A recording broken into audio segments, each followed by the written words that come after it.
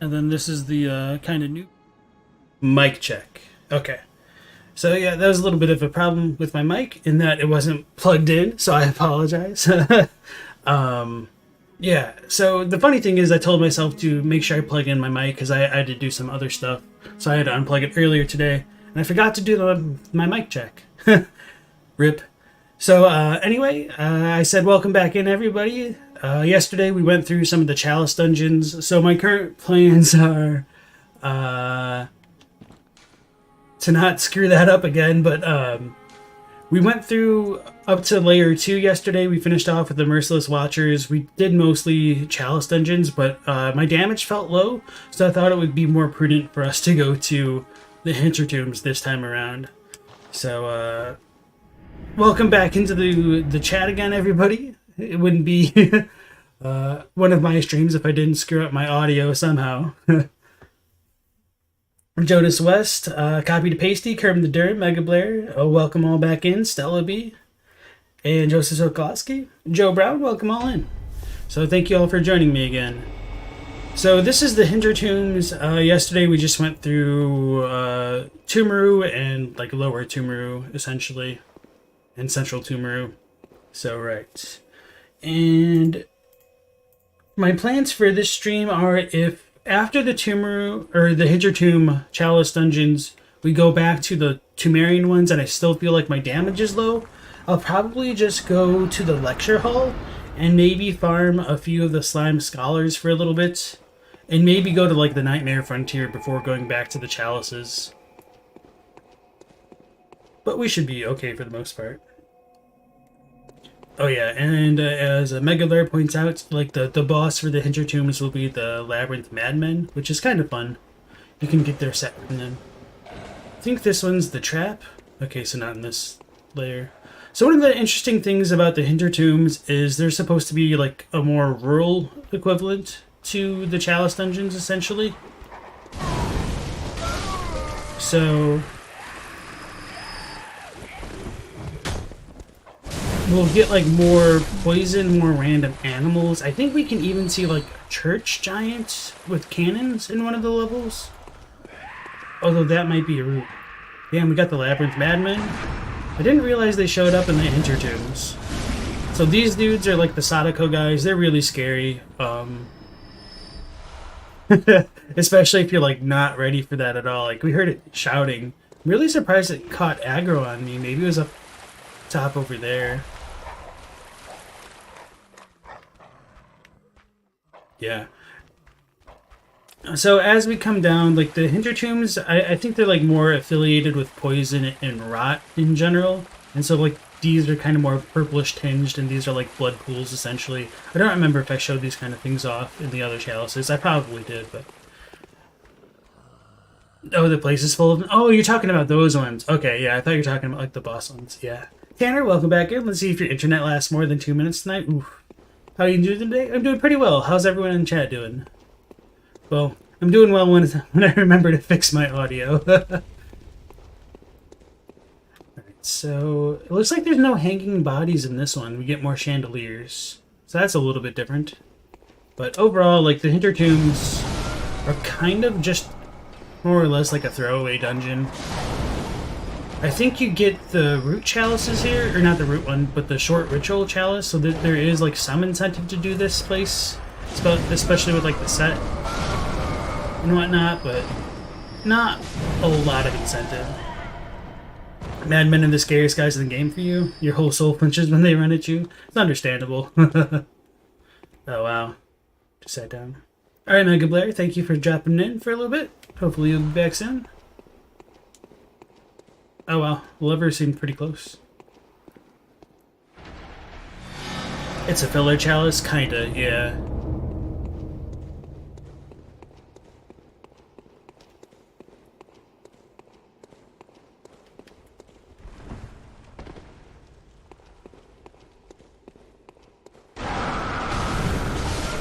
So I was going to try to talk about it before we popped out, but it just happened pretty quickly. So as we start to get like further into the chalices, we do get a little bit of variation of like the enemy placement. I don't think I pointed out the other types of Tumerians, like these ones, not this one so much. I was gonna say these ones are taller, but there's the taller one like down below that I kind of neglected. Alright, so this will take us back. We're back to max vials again. Poison knife, that's nice. So if we like stuck down here, the dude that was throwing Molotovs could have really messed us up.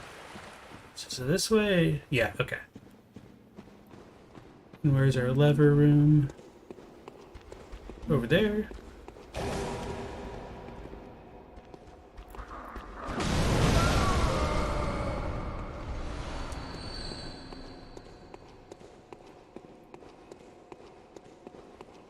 I did not remember how like short this first layer was. Holy crap. There's probably like side areas. That'll probably flesh out this dungeon. Yeah.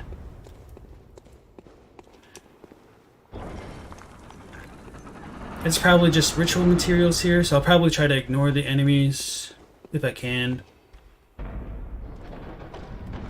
I say that, but knowing me, I won't. I'm too stubborn. Oh god. We got poison ghosts and a bell maiden.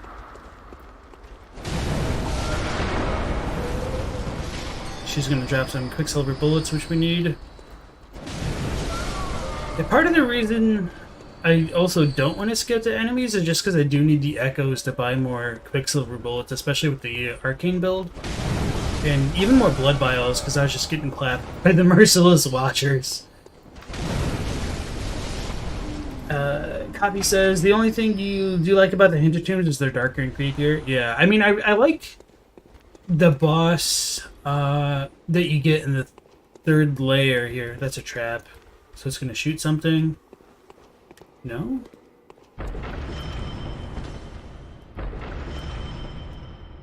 Huh. Okay, so this is one of the taller ones. No, I guess not. I guess it is normal sized. But these dudes like have halberds and stuff, so they seem interesting. They seem more like medieval style chalices, like not as advanced as some of the other ones. None of these dudes use like the firearms. Although I think I did say just a little bit ago. I think well, I'll just eat my own words right there. This dude's like a halfway between a normal Temerian and like a Snatcher. I think this is a trap, so I'll just leave that one alone. No secret doors.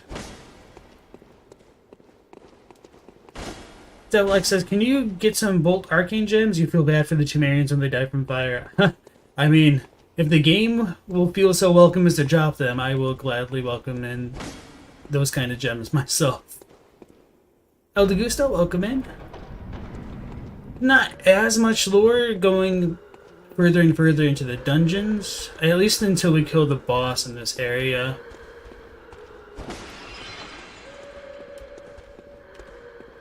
Alright, let's go get the Wandering Spirit. Although I really like the Madman set from a lore perspective.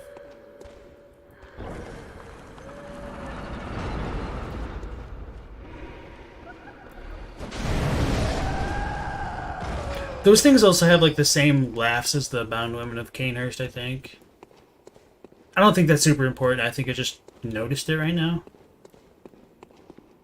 Okay, so we got the Madman. So what I'm going to try to do, and this is probably a bad idea, is I'm going to like kite him over to the trap and try to get him hit.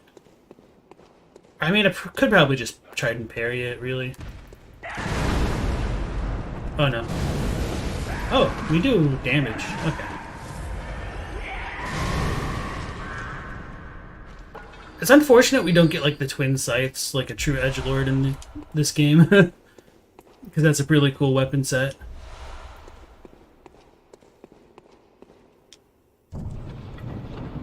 Davin Sosa and Rat, welcome back in. I haven't joined the other streams yet. Moving into college has been crazy. Oh yeah, I hear that. Make sure you socialize. Like the first experience of going into college, like it's really easy to form kind of cliques and friendships. I mean, but there will be times like throughout the semesters as well.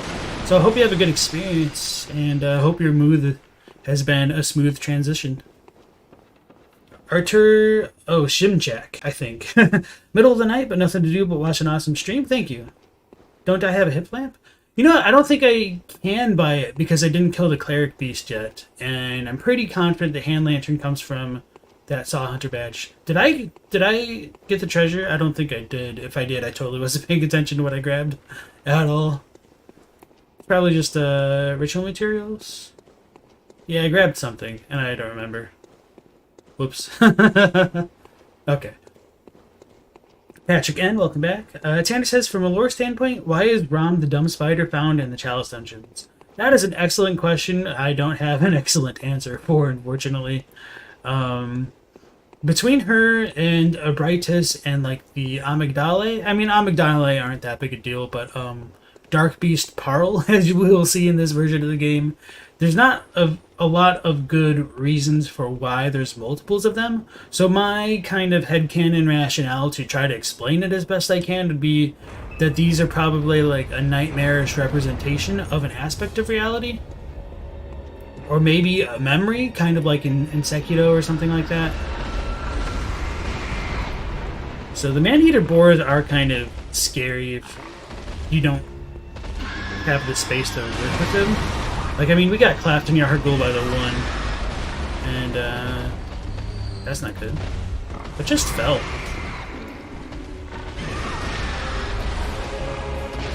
This thing. Can't visceral it. I mean, it could probably just pull out the flame sprayer, but let's try to save... Ooh, it almost kicked me again. Let's try to save the bullets where we can.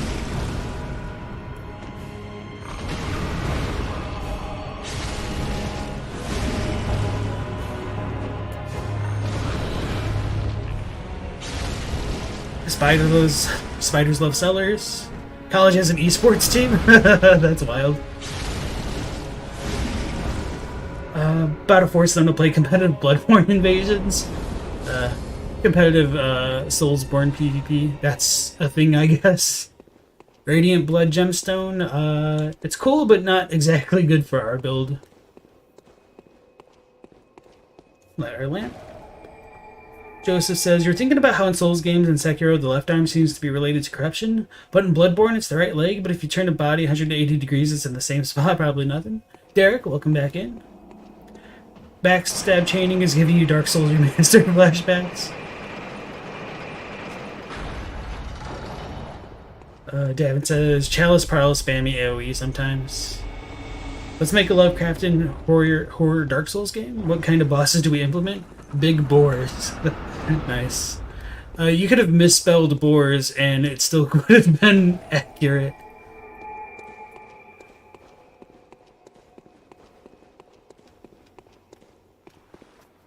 Effervescent, did I welcome you in? Or is that your first? No, that's your first comment, yeah. Welcome in.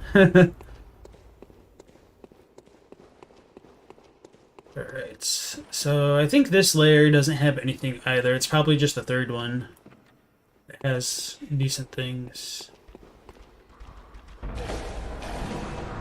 Oh, wow. The noob trap.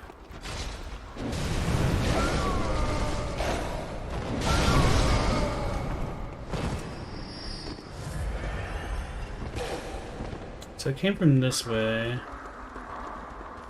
She's gonna be on top of there, right? Yeah, okay. Kite them down.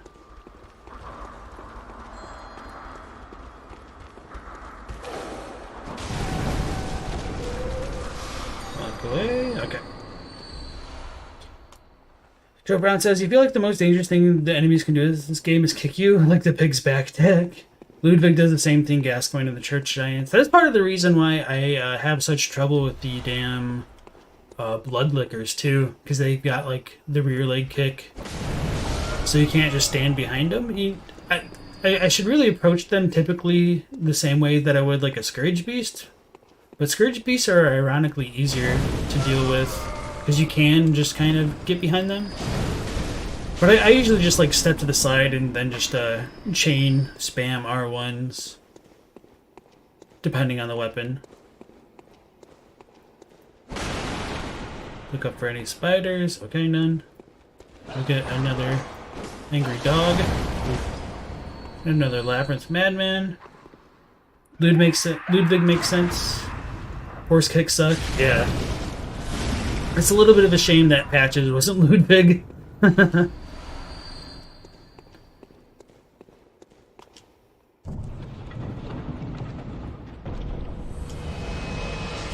Alright, Ritual Blood level 3.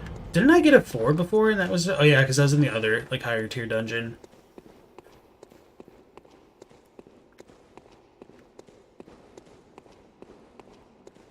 So that's the real treasure of this one, so I'm pretty sure there's going to be nothing else important here.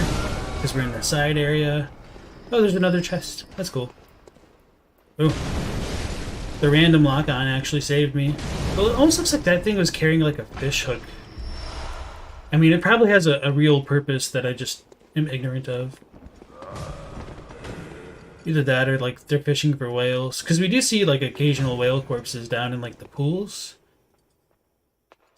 Trying to show this off a bit again.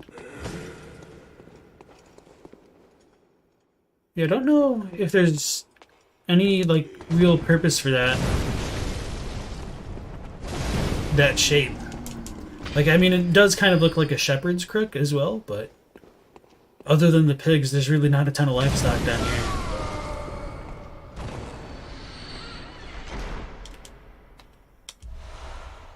Okay. Eyeballs. Rat says, could kicking be connected to beasthood, as it is an attack mainly associated with the beast within every Soulsborne game? Horsering is a recurring example. Same thing with several Bloodborne enemies. I wouldn't necessarily say, like, kicking itself is related to beasthood. But, I mean, using tooth and nail, you can make the argument that falls under the nail category. Okay.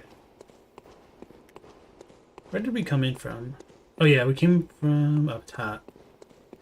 Hawkwood asks, what runes do we have equipped? Oh, we don't have, like, really good runes. We've got, like, what, the moon rune, the air rune, and... Oh, one of the formless hidden ones. Wait, we don't even have the moon rune equipped. Did I not equip? Wow. We've got 2 runes on. Having the moon rune would have definitely helped. I must have accidentally unequipped it at one point when I was trying to equip them. First time you encountered those screaming high-speed things?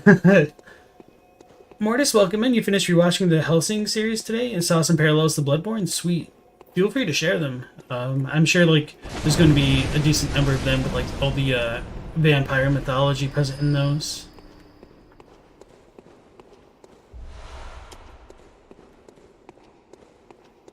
And for those of you not in the Discord, or those of you who are in the Discord, right before coming live today, I did share what I think could be a potential timeline for the events of the game that I'm looking for feedback on before I just kind of, like, make an impromptu video about it. Oh, so this is, like, the kind of poisonous stuff that I was talking about. Oh, no. Damn it.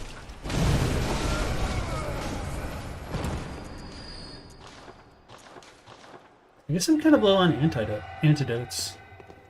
But these things are kind of... Ooh. I almost thought I was going to use a beast split pellet again. These things are kind of fun. You can see, like, the little specks in them and stuff.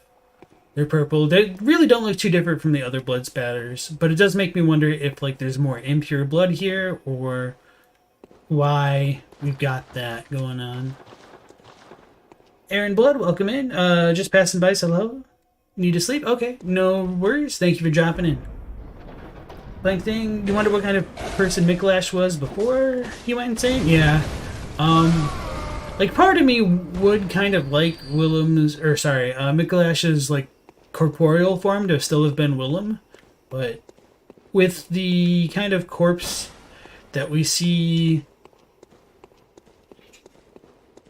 right before, like, accessing the lecture hall, I think that's the only way we could...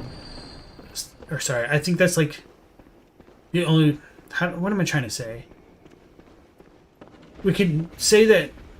Wow, I'm really failing my words right here. Like, I know what thought that I'm trying to convey, I just don't know how to convey it.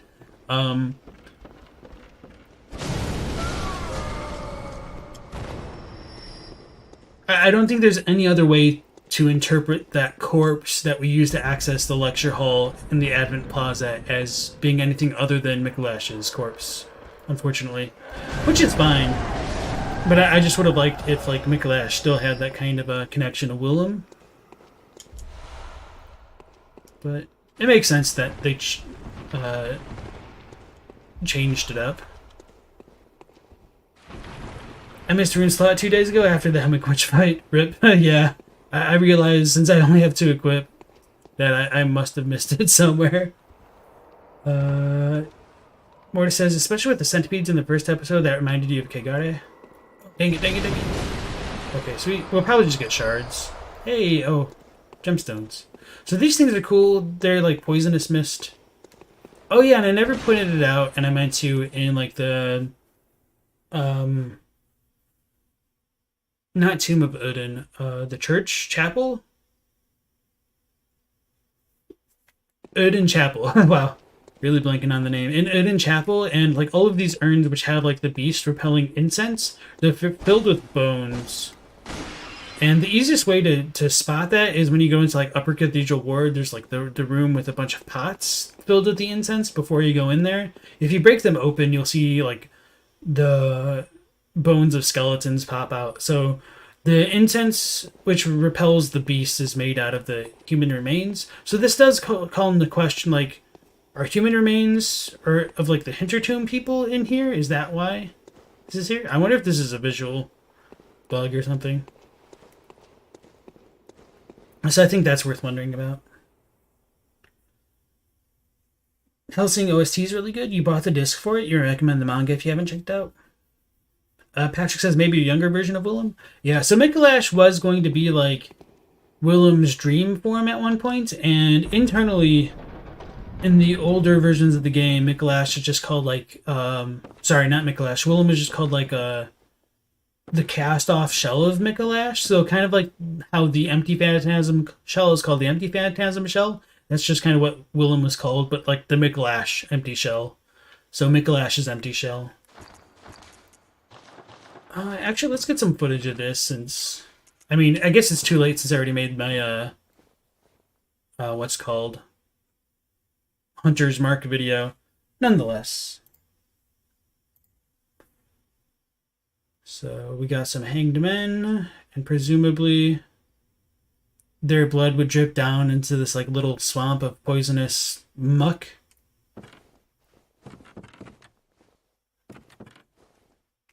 And so if, like, their blood and stuff is all dirty and diluted, or not diluted, but just, dirty, I guess, that could explain why there's so much, like, poison in this area.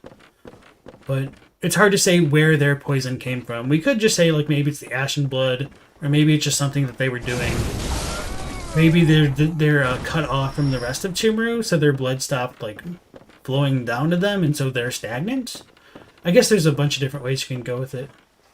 So as we also get into the Hintertombs, we get some pretty rare enemies. I'm pretty sure like the snake balls down there only show up in these kind of Chalice variants, and also like the Forbidden Woods. And there's probably like some root ones, but at least as far as the story ones, they're only here. And then we also get church giants way the hell over there. I don't remember if that one has the cannon or not, but this area is pretty stressful if you actually like try to go and collect everything. Alright, so let me catch up with the chat a little bit.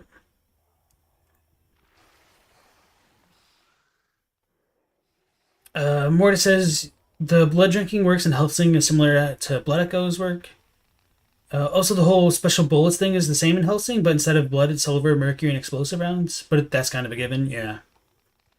Hawkwood says, where is our body when we're in the dream? So that's a good question. It's questionable whether or not we're in our physical body, the damn snake's getting poisoned, whether this is our physical body or whether or not we're dreaming.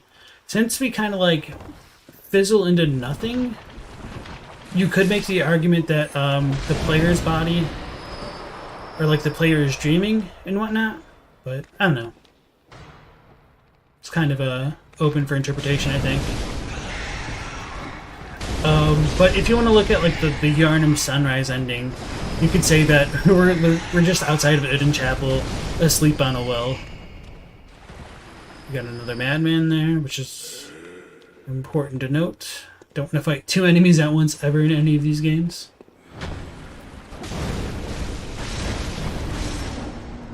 Alright. Brett says, exactly where we wake up in the first ending. Okay, that's what I was saying. But only if you think that Yharnam is a higher level of REM sleep / a nightmare, that the Hunter's Dream is a lower level of REM sleep. And those are another, plausible interpretations of things. Oh. Oh yeah, I forget I can just, actually 1v1 those things. I'm used to, trying to fight them in, defiled chalices and whatnot, where you won't really want to do that as much. Maybe you guys will, but I certainly don't want to. So I might just grab... Oh, this is probably from the snake. Some Bloodstone Shards. I'm trying to debate whether or not I want to show off the random crap over there. Probably not, yeah. I'll just leave the stupid Chalice Giant. It's just not worth. Tanner remembers there being a mention of an afterlife or anything, but if we think of blood echoes as the wills of the dead, it's not a stretch for those wills to manifest as ghosts. Yeah, and that's kind of what I believe we get when we look at items like the Executioner's Gloves. And part of the reason why I think it should be clearly understood that it's more like human blood is that if these executioners didn't use Great One blood or whatever, and it really has only ever been spattered with the blood of people, and it kind of gained the same properties that's on display in Yharnam, it would show that whatever's special about the blood comes from men and their spirits left within their blood, I think. Joseph says, do you have any insight on the intent of the moon presence in contacting hunters? How is it making use of them? So my personal belief, and again, there is no concrete evidence for it other than just the whole pale blood stuff, so it's more inference than anything else, would be that the moon presence would probably just kind of act out of opportunism in sucking the blood echoes out of hunters after every night of the hunt to kind of... I thought it was on it, whatever. To suck out the blood echoes of hunters every night of the hunt. So I think it is possible hunters could have predated the Hunter's Dream to a certain extent, but I mean, despite me saying that, the one umbilical cord description does say the dream created hunters and the Hunter's Dream, or well, the encounter with the moon presence created the hunters and the Hunter's Dream, so take that with a heavy grain of salt. So with the moon presence potentially being related to pale blood and that potentially being able to be understood as draining things of blood, I think that's just kind of the moon presence's ultimate role there. So sorry if that's a little bit redundant, but it is a good question. And again, that is just my personal interpretation of things. Tanner says it could be something else entirely, though, completely irrelevant to our concept of ghosts, and that is true as well. Elda says, you think being a dream hunter allows you to enter the dream physically, and that's why the old hunters vanished from the world when they got plugged into the nightmare? Potentially.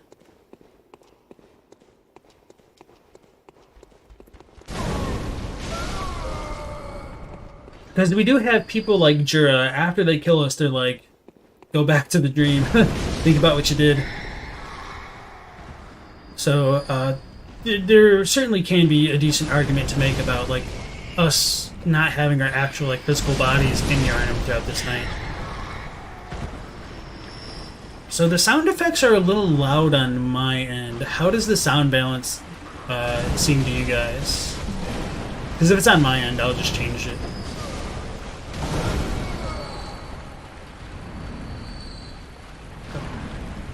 Ooh, I almost just walked under the bridge. Yeah. That's why I don't want to just walk under these bridges. Get the suck. Alright, Rat, thank you for dropping in as always. I guess this is kind of your first one in the stream, but yeah, thank you for stopping by, and hope everything goes well with you and your move and all that stuff. I didn't kill it. Oh god, what? That jerk.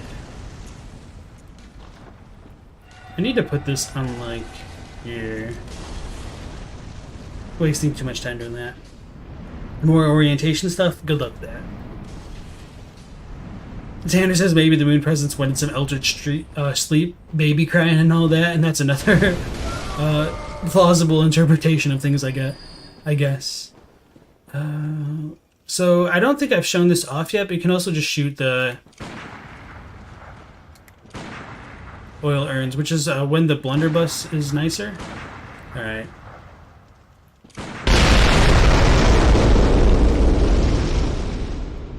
To make them go off. So it's kind of... Oh, these dudes are like, what the hell is that? He has poise? This is Bloodborne. This isn't Dark Souls. What the hell? Oh. It seems slightly loud. It's not louder than me. Okay. I'll probably just adjust it from the game then. Thank you.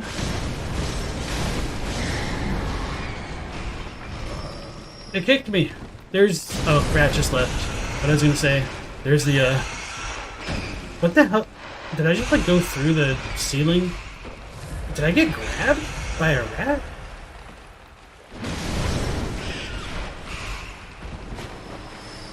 Oh, what am I doing? Okay, I got an idea.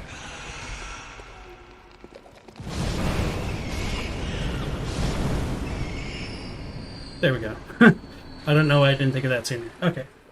That was kind of a lot, really. Elda says, we know Canehurst Knights who were actually hunters before Gehrman. I don't think they were necessarily before, but... Oh, wait. I didn't kill him. I thought I didn't see him, but... Since it was so quiet. You think the current Hunter's Dream just represents the Dream Hunters of the latest cycle? Maybe. I don't know. It gets kind of complicated, and we just don't have a ton of detail about everything. Okay, so we got some gels again, so I actually need to look up. Trying to think about whether or not I should just pull out the torch to be able to see.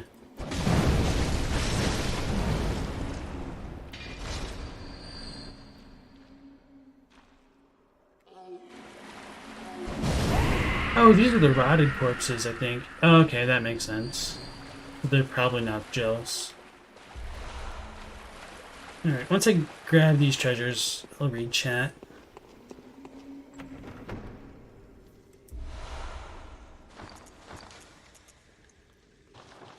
Hopefully that's a little bit better. Through mold.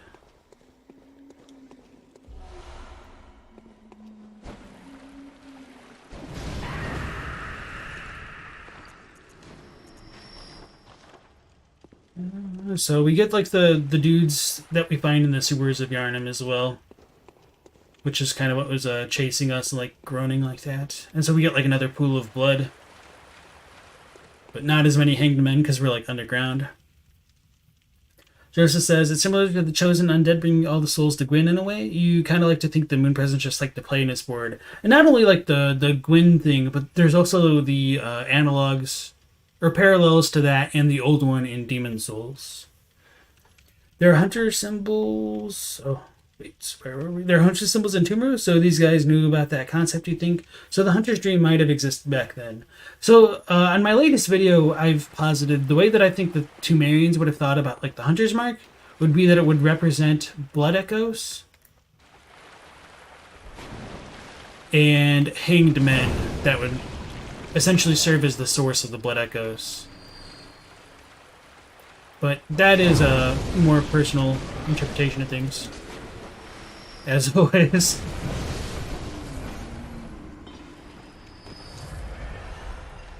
You'd think I'd learn that those dudes actually have poise. Right. So I had mentioned whales earlier, but aside from them, we do get these like really cool looking snake looking things. And I don't really know what they are. I mean, they kind of look like eels or like tapeworms. Or not like really tapeworms, but just something smooth and like non-segmented. So I think these things are really cool. So if anybody in chat has some good ideas, feel free to share that as well. Derek says, you think it's fair to say that at least the concept of hunters, as far as people hunting beasts, may have been a thing before the hunter stream? Yeah, I would agree with that. It stands to reason that the people would defend themselves. I would 100% agree with that. That made you jump, Kerm? I got hooked by the Tumerian guy with the hook. Okay. Patrick says you can shoot them and you can aim with binoculars. You know nothing about this game. Yeah. So that's a really useful strategy when you get into the fishing hamlet, because you can shoot the kind of like glowing urns to kill the very first shark dude in that area. Because you can like kite him to it as he rounds the corner. Oh, I don't have my HUD on. What am I doing? Okay.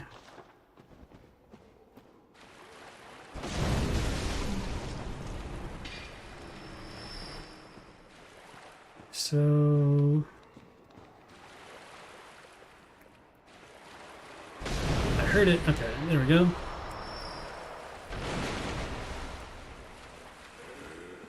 I'm trying to remember if there's a ladder on this section or if we need to like find it elsewhere. Probably elsewhere then. Alright. Oh yeah, where we got ganked by everything. Duh. In this spot over here. Smooth and shiny. Welcome in, Gamescape. Those snake things look like a fusion of a person, crocodile, and eel.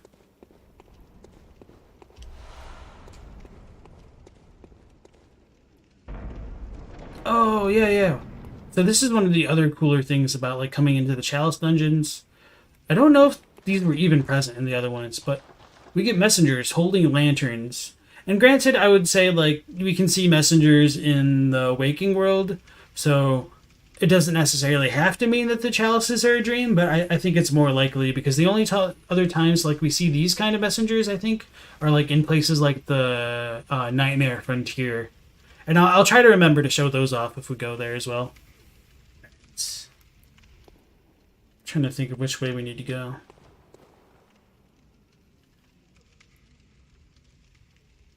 Hawkwood says, if you're a hunter in real life, would you choose to wake up and forget everything? I don't know. I mean, it is questionable, like, how much the player really knows and, like, how much knowledge they have about, like, consuming the umbilical cords. So... And it would also be questionable, like, how much you could trust Gehrman.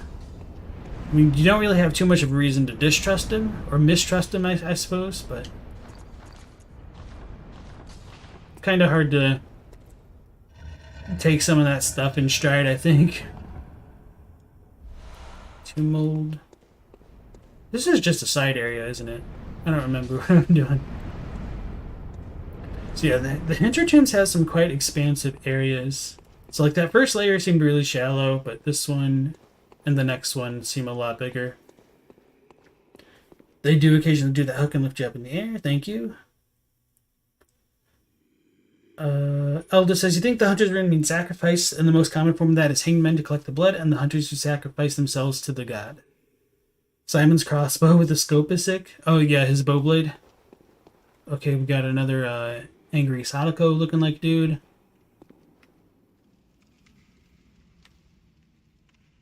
So these rooms can be kind of deadly because sometimes they're like enemies up top. So like spiders can fall on you, people can throw Molotovs. Oh no, that's the wrong gun. Oh yeah. I was gonna say, I keep forgetting just attack these things at this point in the game. So we get some more of like the armor sets and shields strewn about. Get some much needed blood vials, and there's a treasure right in the middle.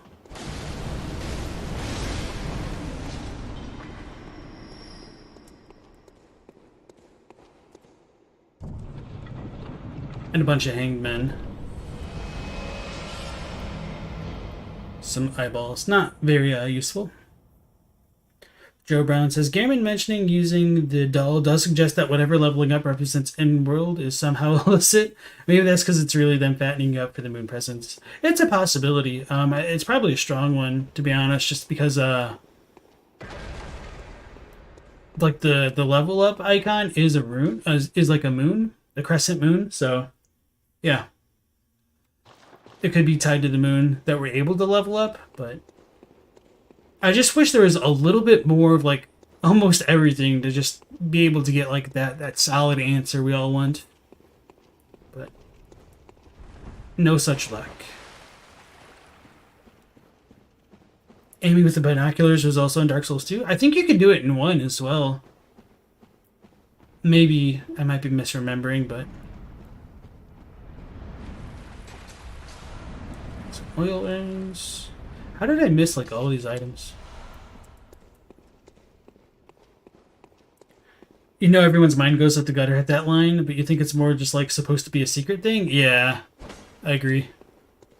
The lanterns light up if you've been in that room. Oh, I guess I should have shown that off. Thank you for bringing that back up. So that's kind of cool, like breadcrumb system. So I don't remember the next boss. It's probably an undead giant. Kerm says, "Hey man, you found this dried up umbilical cord in drawer. You want to smoke it?" Pretty much. Cute glasses, waifu. Welcome back. The hunter's mark is very obviously based off the brand of sacrifice from Berserk, so it representing sacrifice in universe would make sense. And Arctic Tesoro, welcome back. All the cool hunters are doing it. Yo, man, this new drug will give you eyes. Bro, the absolute range on that. I was trying to heal. I'm slow. I probably shouldn't have dodged.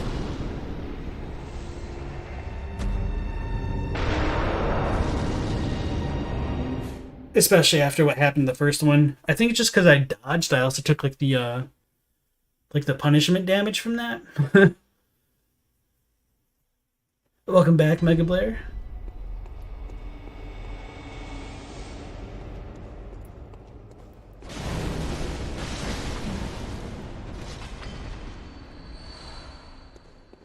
Could always use some more Quicksilver bullets, so that's welcome.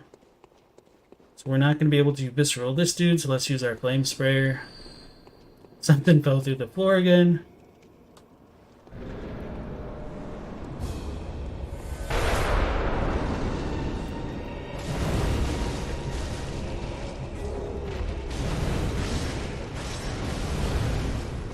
Oh, don't back up.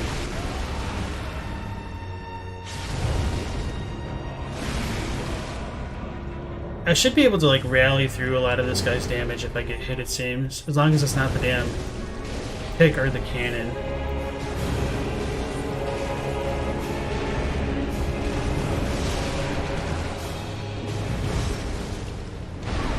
Oh, I was trying to dodge. A little slow. Uh-oh, what am I doing? What am I doing? That was scary. Okay.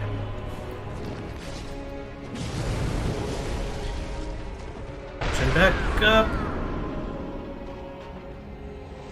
Oof. That was my own muscle memory just getting me. Instead of backing up, I need to play Bloodborne and dodge forward. Okay. Stay behind and dodge backwards when he spins. Thank you. Yeah, hate this boss. Giant cannon dudes. They're not so bad. I just need to play Bloodborne.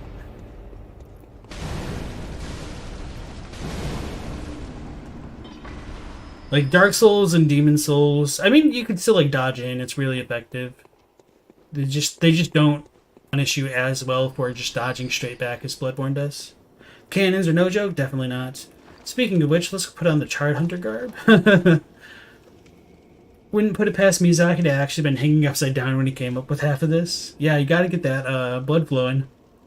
Arctic Tesoro says, apparently the brick troll by the young Yharnam girl says it's cold, dear sister, or something along those lines. Is it possible the troll was related to her? No, so all of the brick trolls can say it, and I think sister in that context is more like sister of the church that he's speaking of. Kind of like with Adela. 50% health the cannon giant has intact where he lowers? Yeah. They're the worst type of undead giant. Absolute BS. One shot every time in FRC. I kind of dislike the chain ones more. I need to get my echoes wherever they are.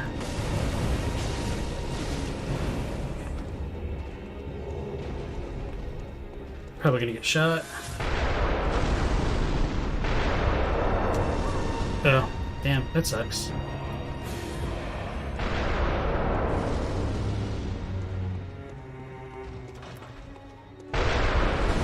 So I was gonna try to break open like the pustule on his top right. That's kind of why like I transformed my weapon before. It's just a little bit difficult to aim for it. So let's try the transform side.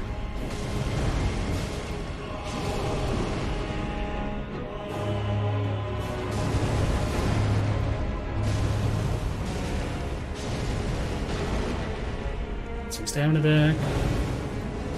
Oh, that's not good. Oh, that's double not good. Back up. Almost got caught. My dodge is slow. I'm gonna get shot. I'm gonna get shot.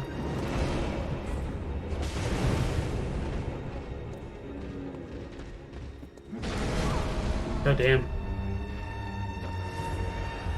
Uh-oh. Bro. Bro. I just couldn't do anything about that. That sucks. I just need to stay close. Pat called it. Rip. You actually delete the dungeon every time you get him. Change Giant Swords. Abhorrent Beast is a hard reset for you. You hate that boss more than anything in the game. Abhorrent Beast, you just need to, like, use really fast weapons and only hit him, like, twice. Or just use poison and run away. Salman, welcome in. You said you always wondered about Odin there. Is Odin Tomb, Odin Chapel, even some room that has his name? Yeah. There's just so many things where you only get like 2 or 3 lines, and if you had like a 4th one, you could feel like you could piece it all together. Alright, here we go. Let's get some stamina. Damn, the absolute range on this guy. I need to rally.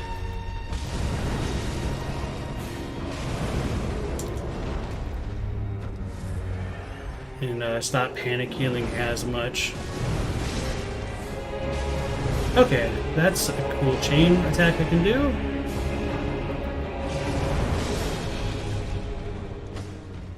That didn't work.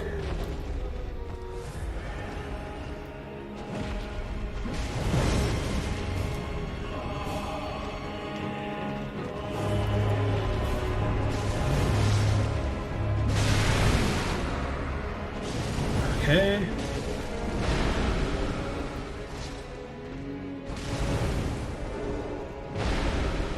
So that's a dangerous attack for all the undead giants. Oh.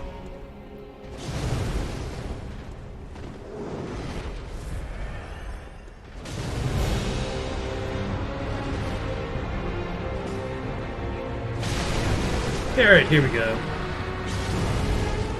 Play Bloodborne, guys. There we go. That's the root chalice. Sweet.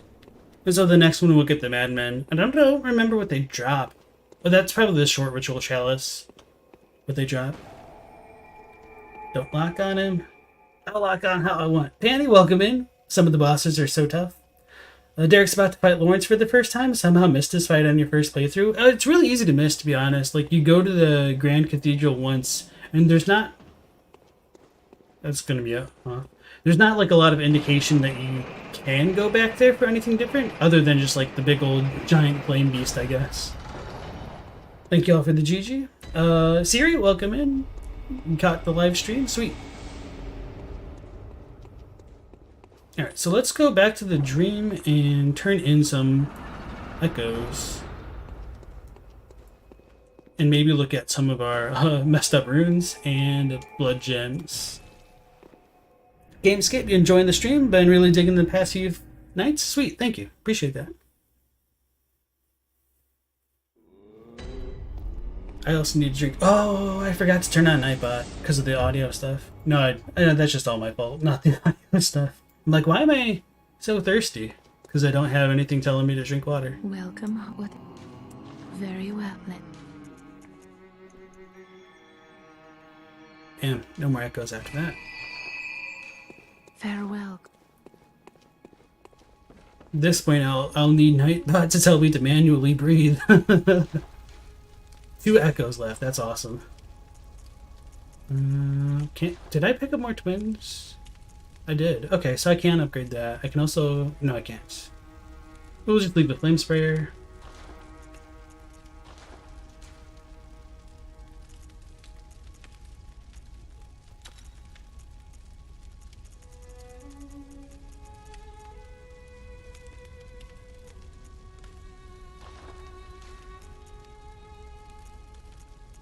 I guess it didn't really have too much use. Okay. So let's look at the secondary effects. HP continues to recover. That's not too great. Adds physical attack. That's probably the one we actually need. So probably no changes. Okay, that's fine. Not too great with my build. But let's actually equip a better rune. A rune. Any rune at all.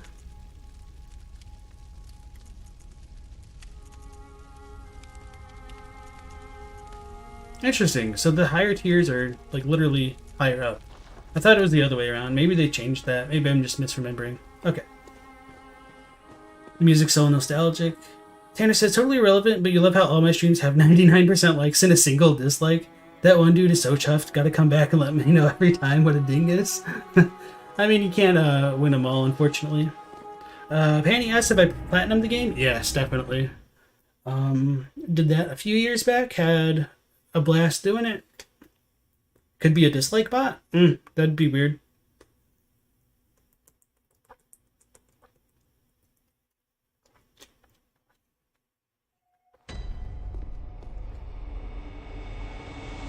Kerm knows who the downvote is. Oof. Is it you? How could you do this to me? I'm trying to make the struggle real.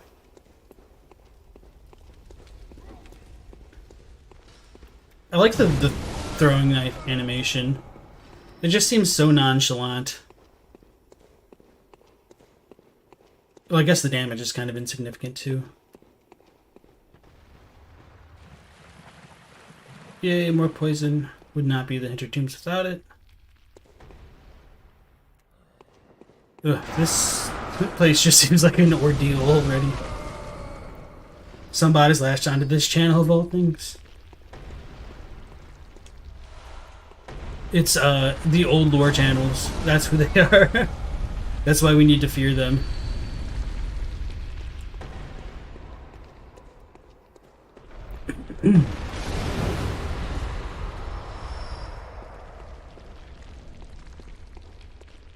Ooh, what am I doing? Memory of a goldfish. I guess we could have made it, but...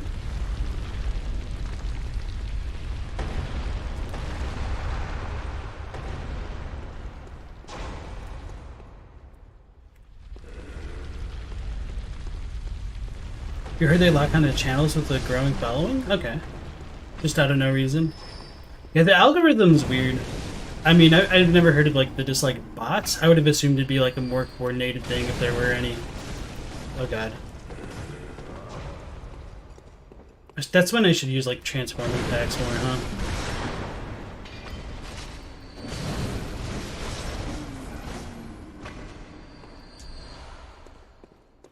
Probably starting to get a small surplus of bullets and vials, which is great.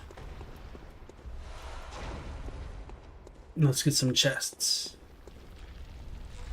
Bot's gonna bot. Believe it or not, you're just an advanced version of Nightbot sent back in time. Oof. Well, I mean, as they say, time is convoluted.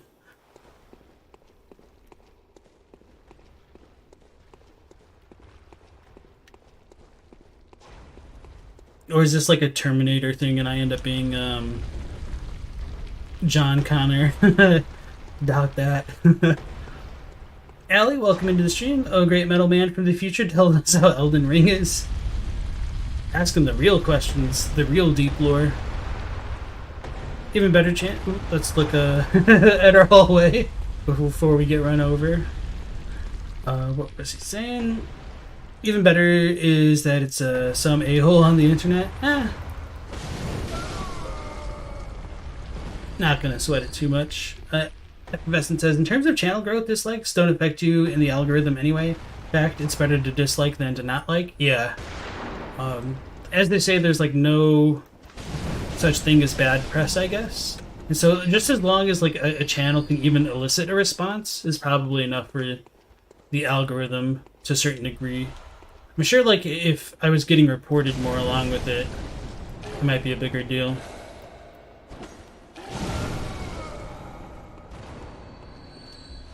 Hey. Tanner just summoned Nightbot. That timing though. Very, very nice. You feel like they have so much potential? Is that a gel? No, that's just the chandelier. This is why dark rooms are scary. Filled with statues. Is this backwards? Okay.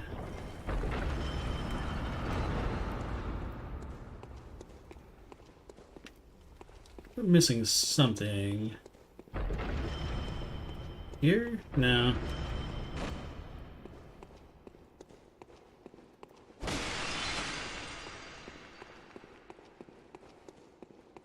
See, your little brother knows. I did tell you guys I forgot to turn it on, so I did turn Nightbot on. That was just amazing timing on Tanner's part.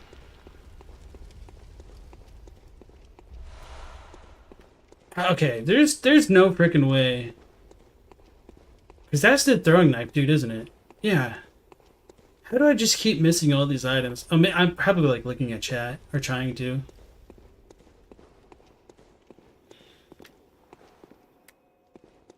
So we're gonna go this way. Oh. Wait, no, this is the ladder. I literally just came down. Okay. There weren't two ladders. I'm pretty confident about that.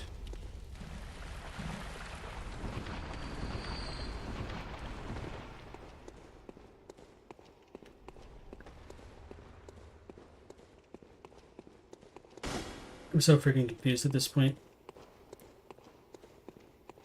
You into anime? Like, sort of. I don't know. Like, I don't watch it as much like as I did when I was in college and whatnot. But if something's really good, I'll try to watch it. It's a lot harder. Oh, here we go. It's a lot harder to manage the free time that I have now, especially with the channel and doing like extra research and gameplay off stream.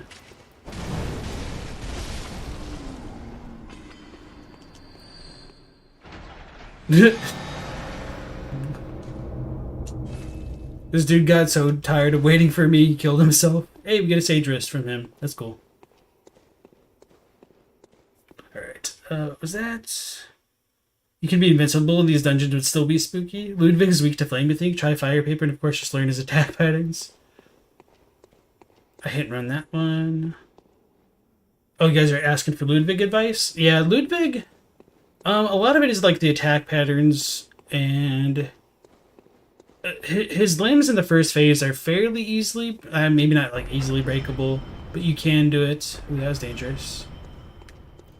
I'm not even paying attention where I'm going. The second phase is you need to watch his attacks and then dodge in response to them. His second phase is so good because he's really good at like punishing panic rolls, which is like my favorite aspect about him.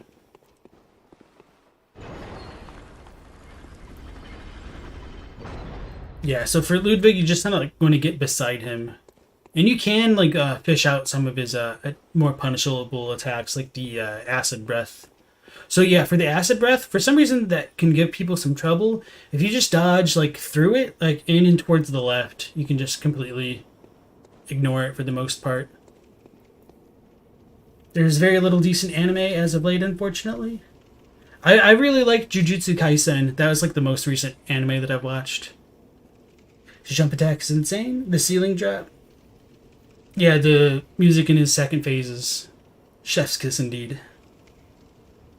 Anyone ever have a Bloodborne related dream while asleep in real life? I had one, and I made a post about it, just because I would probably forget it otherwise.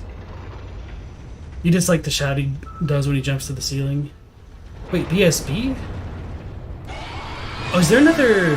No, there is no other layer. Oh, they must be in the roots.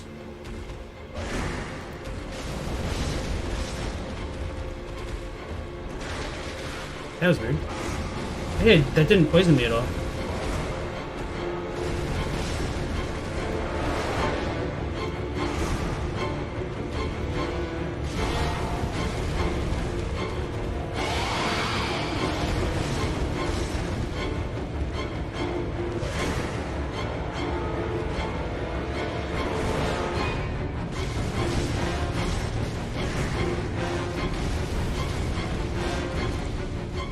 I did have the fun spare out. Just for fun.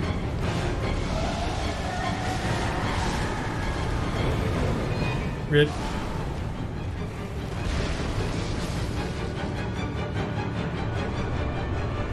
Oh, there's a lower hinter tomb. Okay. I totally forgot about that. That makes sense. That sucks, but that makes sense. See, that's the thing. Like, if they just made the regular hinter tombs a one-shot, that'd be fine. Get the poison blood. Damn. It's kind of a buzzkill. Alright.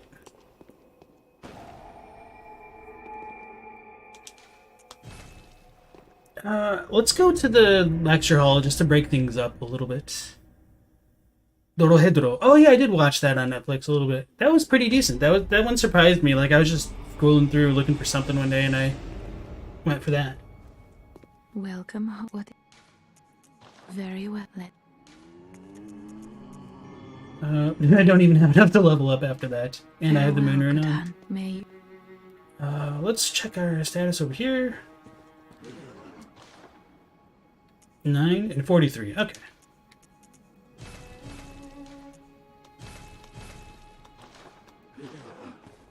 Alright, we're gonna go to get kidnapped, essentially, and enter the lecture hall, because we do have the tonsil stone. And I'll get the Augur of Brightus and fight some slime scholars.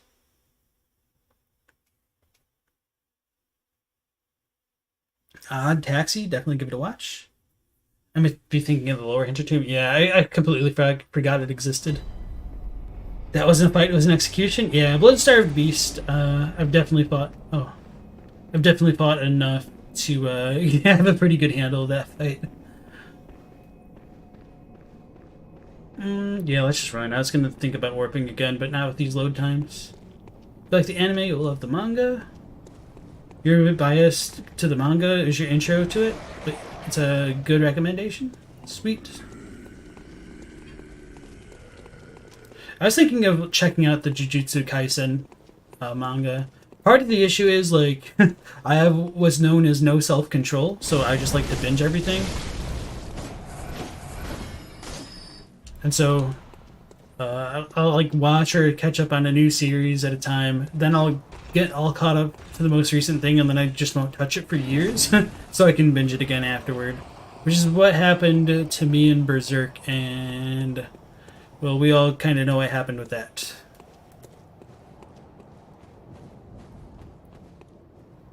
I'm probably just going to ignore these hunters for now, and my main reason for that is because I just want to shoot the stuff out of the rifle spear dude with my arcane rifle spear whenever I get that, to just get some revenge on that bastard. Give him a taste of his own medicine. Let's get the Wandering Madness. Definitely not worth it in this stage of the game. It's a damn curse, y'all. There's going to be some more Madman knowledges, as well as 2 executioners, or dissectors, as I should call them. Alright, well, I whiffed. We'll get the lead elixir, which is why some people tend to believe that this portion of Yharnam is still in the nightmare. Okay. Let me check out chat, and I'll also look at the lead elixirs again, because I keep bringing it up.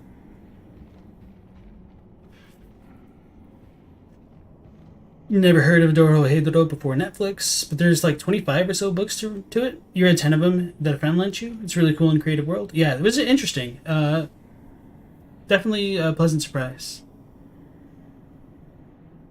I indulge in Bacchanalius at the local vomitorium. Delayed revenge. No mercy for rifle spammer? Yeah, that's gonna be our strat. Berserk is being continued, you think, by Miura's assistant? I don't remember if the new, not volume, chapters come out, but I, as far as I know, like, the fans are a little bit in the dark about that. I think most people want it to continue. But, God, those are going to be some huge shoes to fill as far as, like, the art style goes. You hate the rifle spear dude? He shoots all the freaking effing time? Yeah. I think on my last playthrough, he literally shot me like 30 times. So it's like, this dude has unlimited bullets. when you watch an anime, you get absolutely hammered and watch like a dozen episodes. Berserk's being continued? Yeah, I don't know. Alright, so let's check out the lead elixir. Let me get a little bit of water.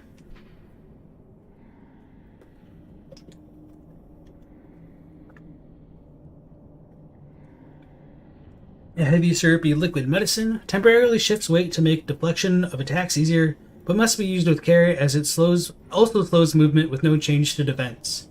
Its recipe for this mysterious concoction is unknown, but some postulate that it materializes only within the most desperate nightmares.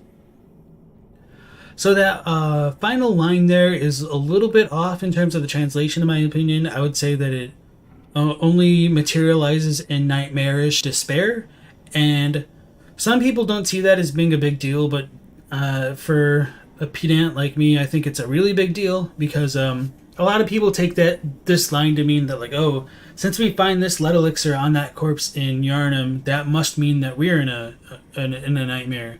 I mean, it's still possible, but the difference between it materializing in nightmares versus despair, I think, is a really marked difference. And since we do send the little girl to the imposter doctor and can get lead elixirs from her, and she's kind of distraught that her parents have gone missing, I think it really makes more sense that it comes from despair.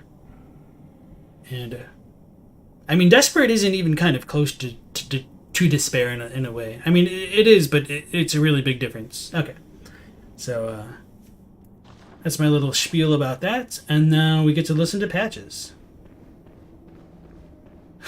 Damn, effervescent chill. Alright, we're at full HP, so we'll get frenzied, and I'm pretty sure if we get frenzied, we get, what's it, insight, but let's double check, and let me record this as well, just in case. Yeah, let's just go with the Gascoigne garb, or the Hunter garb.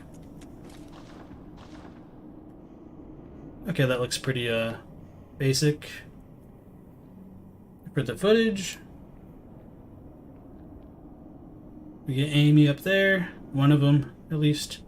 So we definitely have over 40 insight at this point in the game, which is why we can see her. So let's go on and get grabbed.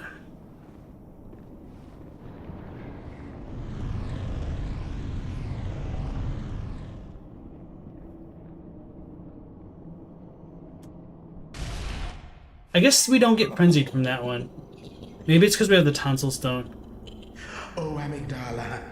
Oh, Amygdala. Have mercy on the poor. Wow, the sound balance is just all over the place right now.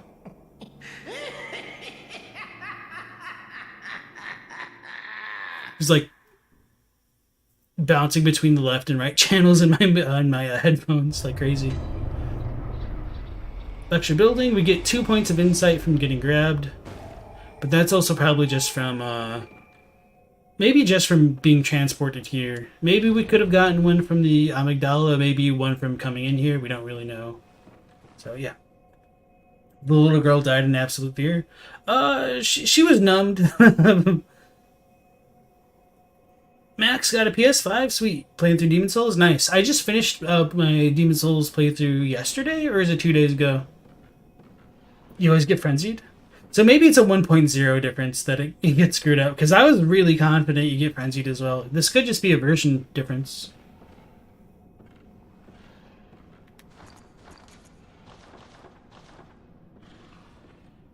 You get to see patches. You can kind of see that he's a spider if you look real close.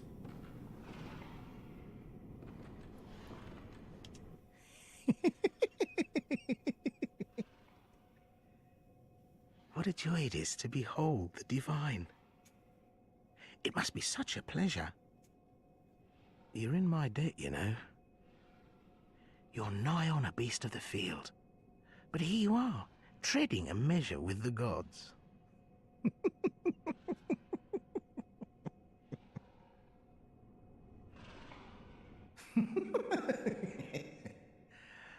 Are your feet as fat as your wits? Oh, cease this dithering. Take the plunge. Throw yourself to the wolves.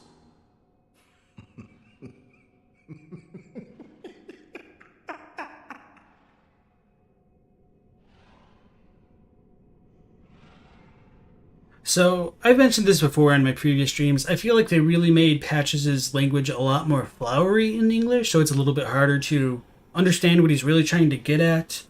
The basic gist of it is he told us to come to the lecture hall, and part of the reason for us coming here is to gain more like mystic, arcane power, essentially. And so when he says you're in my debt, you're nigh on a beast of the field, but here you are treading a measure with the gods. It's more like, hey, you're lucky, you should thank me. It's because coming here isn't something like peasants like you can normally wish to get on your own, something along those lines. So that's kind of a small, it's not too big of a difference, but I don't know, just a kind of odd just how much more flowery they made his language in this game. As far as the next bit where he just says are your feet as fat as your wits, I actually prefer the English on that one. I think it's just a really nice line. So the only part that may be a little bit on the nose where he says is take the plunge, throw yourself to the wolves. The take the plunge is probably just more of an internal joke that the localizers are making for Patches, because he always kicks us down pits and whatnot. That's not so much in the in the Japanese. And the throw yourselves to the wolves isn't either. So instead he's you're so passive. What's the other word to think of that? Hesitant? Whatever. I can't think of the right word. But you're being so tenuous. Damn it, it's bothering me. Anyway, so he's telling us to stop being so passive, to go out and entrust ourselves to fate, essentially. I think that's all of his lines. You calling me fat Patches? Are your feet as fat as you cease this dithering? Okay. So let me look back up.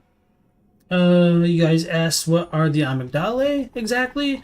So there's the whole thing that the amygdala is part of the brain, and it controls responses to fear and some other things which I don't remember off the top of my head. I'm sure chat will chime in about that. Which is perfectly fine. And one of the other things that I was looking at the other day was their internal file name. So they're called Nightmare Apostle in one of their versions of the games, I think. Or not Nightmare Apostle, that's the spider things. They're called Fallen Apostle, and Fallen in this context is closer to Fallen in the sense of Paradise Lost. Oh yeah, these things have much less HP on this version of the game if I just one-shot it without the thrust damage. Sorry. So, they're called a fallen apostle and a paradise lost, fallen from heaven kind of way. And the term apostle apparently can also have some connotations of what's called a klesha in Hinduism and Buddhism, which I don't really know what this is. I just looked it up very briefly the other night. And they kind of govern negative thoughts and feelings. So we just picked up the student set in the lecture theater key, and I'll show that off in a second if I remember. Despite my monologue. Where's the door? Isn't it over there? Oh yeah, it's in between these. Okay. Tepid? Kind of. Apprehensive? Maybe. Tentative sounds close, but I don't know. It's just gonna bother me. And as Ferdinand points out correctly, amygdala is also Greek for almond because they're also almond shaped. So as far as the Japanese name goes, they're called amendozu in Japanese, and that might have come from the Portuguese word that got transliterated into Japanese, so amendoa, and so they could have just pluralized it. So instead of amendoa, amendozu, and obviously, that also sounds like almond. When we look at the tonsil stone, it can be understood as literally a tonsil stone, because that's kind of what it's called, but it could also be understood as almond stone, because the characters used for tonsil is the same as almond. So, whether or not we do want to call this a tonsil stone or an almond stone, I don't really think it makes too much of a difference. You could call it an amygdala stone. That, is kind of essentially what it gets at. And I think it looks like an amygdala. I don't think this is really any stretch of the imagination to people that it resembles amygdala and all that kind of stuff. So, Effervescent asks, doesn't Patches show up in some of the Chalice dungeons? Yeah, he can. I think he can even show up if you kill him, because like the games aren't super consistent about that. Dan says, y'all got any advice for a suggested blood level and weapon level for the undead giant in the first Chalice? I mean, in the very first one, it kind of just depends on skill level. Weapon level, at the very least, like a +4. But normal level, like 30, 35 would probably be fine, since like you should be there after the Bloodstarved Beast. I would just go to Hemwick and maybe even Amelia first, then the Chalice dungeons right then. It just depends what you're doing. And if you're on the latest patch, you could always just use the Naughty dungeon to just super farm echoes. Alright. Daniel Mora, welcome into the stream. You love his dialogue. I did talk about that, sweets. Ellie knows in real life they're part of the brain responsible for attaching meaning to emotions. Okay. The ancient Greeks knew about Amygdala. They're so smart. Pensive? Maybe pensive. Apprehensive? Maybe.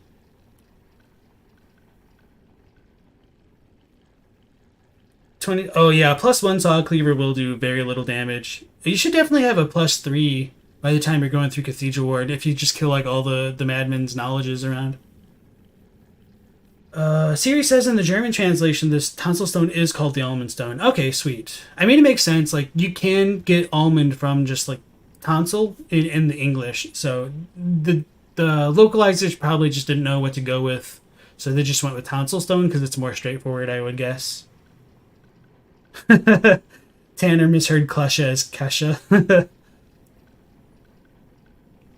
Pat D, welcome in. The best weapon is the axe, at least at the beginning of the game. I think the saw cleaver. Well, yeah, the axe if you just spin to win.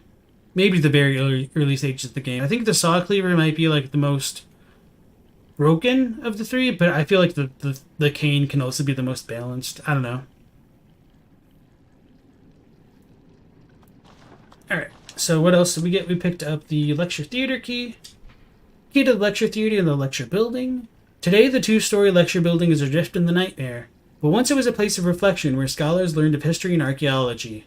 Perhaps it still is, as the students in the lecture theater appear to await the return of their professor. So there's a small difference in the Japanese where it says, like, the lecture building of Bergenworth is adrift in the nightmare, so it's much clearer in Japanese that this place used to belong to Bergenworth, or still does. I guess it depends how you want to look at it, but when we look at the students that, I mean, this gets a little bit more difficult to kind of piece together. So, uniform of the students of Bergenworth, a bygone institution of learning, this alternative lacks the thick cape. The Healing Church has its roots in Bergenworth and naturally borrows heavily from its uniform design. The focus not on knowledge or thought, but on pure pretension would surely bring Master Willem to despair if only he knew. So, the reason why I say this gets a bit more like cloudy and difficult to talk about is we do see Mikolash wearing a student uniform, and he, being like the de facto leader of the School of Mensis, would have been part of the Healing Church, yet he wears like a Bergenworth uniform, which is kind of interesting to consider. So, I don't think there's anything else I wanted to talk about that. The final line is slightly different, but I mean, overall, it's pretty similar, I think. So I'll just leave that there for now. Let me get some more water. Max says, aren't the amygdala the source of the illusions that you need the insight to see through? Sort of. I would say Ram is the source, and no matter how much insight we have, we can't, like, break through the veil, unfortunately.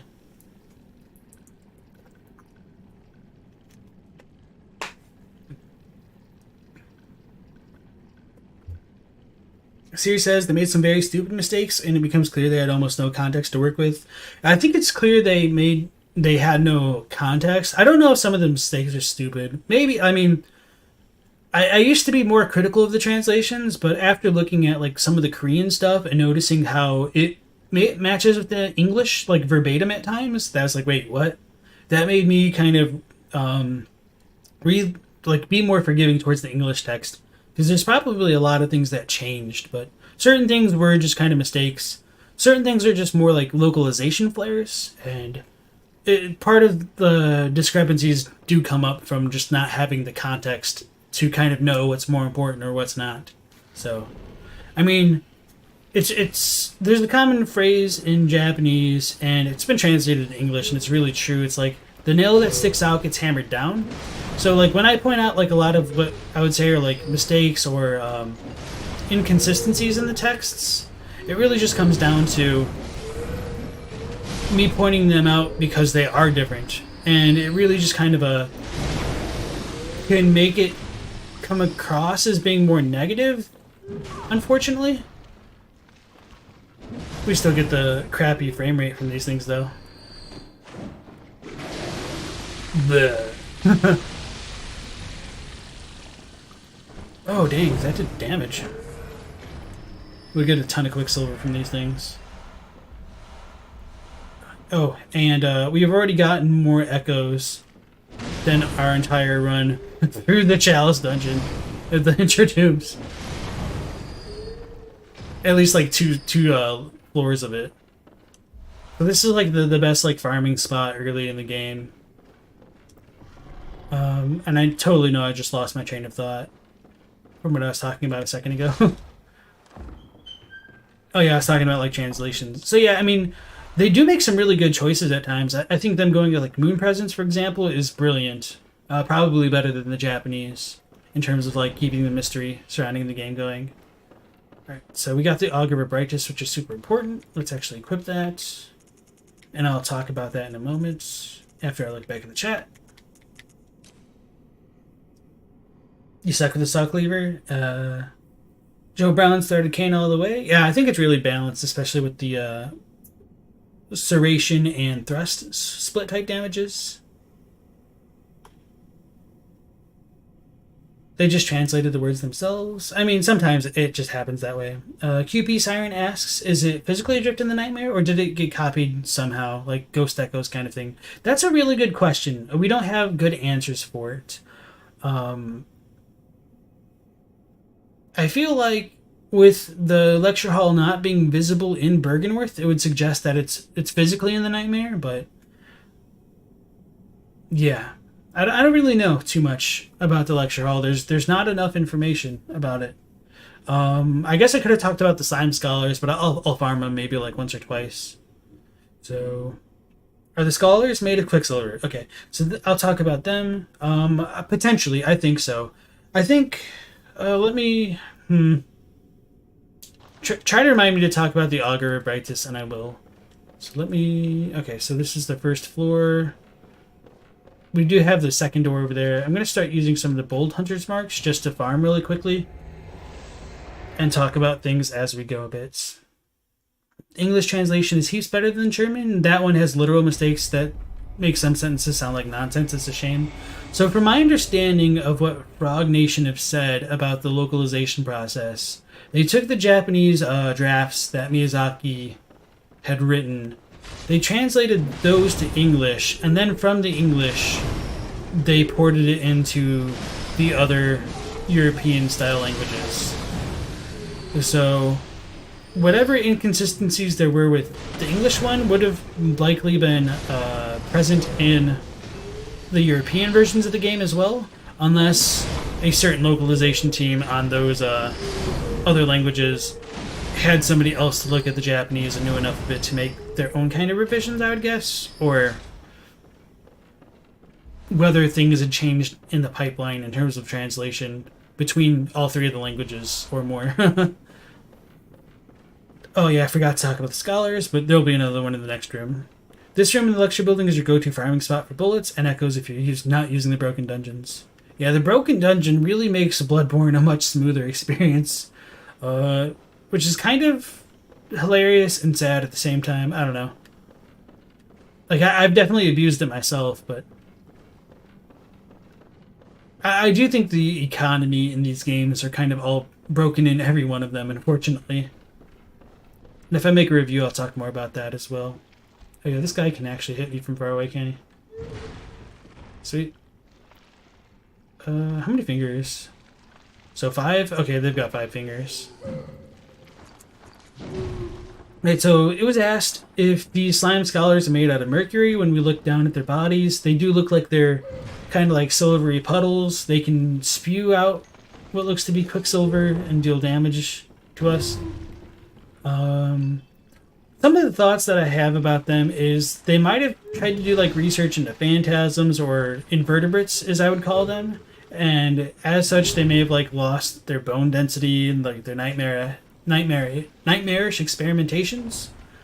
Another possibility is when we look at their faces, they actually resemble the church servants that we can find in the cathedral ward quite a bit, which of course makes them also look a bit more Pthumerian. And that could be a product of the blood, which is fairly likely, knowing what we know of Byrgenwerth and the Healing Church. So, what really happened to them, we don't know. There's no like item descriptions like, oh, this is what happened at the lecture hall and the people within it. So whether or not these scholars should be understood as former School of Mensa scholars or former Byrgenwerth scholars is another thing to consider as well. I don't know why I healed. I didn't really need to. Okay. So we farmed those guys, we talked about them, so let's look at the Augur of Brightness and then go to that one room.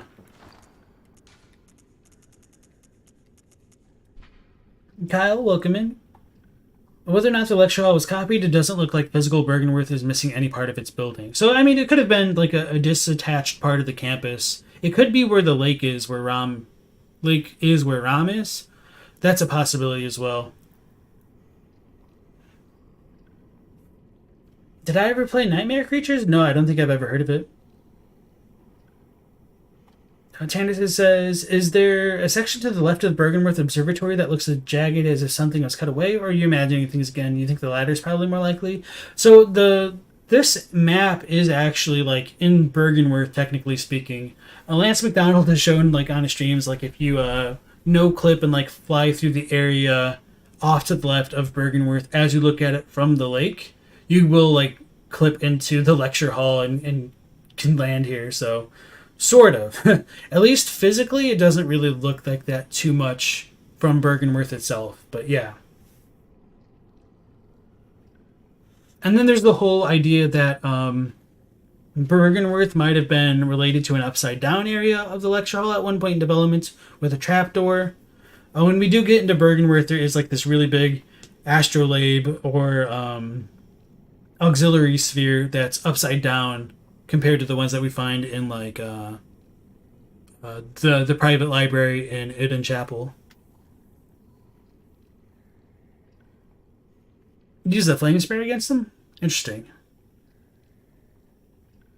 Is the gem that equip elements on the weapons? Yes.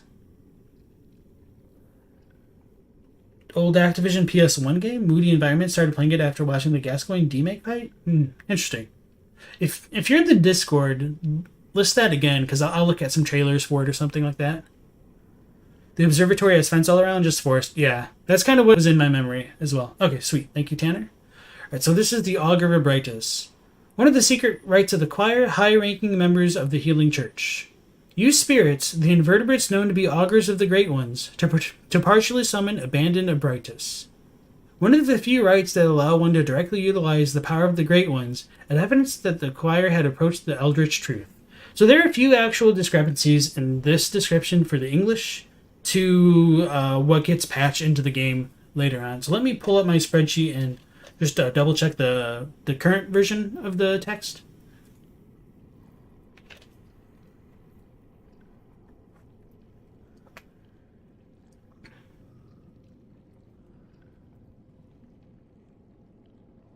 So, okay. In this version of the game, they don't call them phantasms. They call them spirits. As far as the Japanese goes, let me look.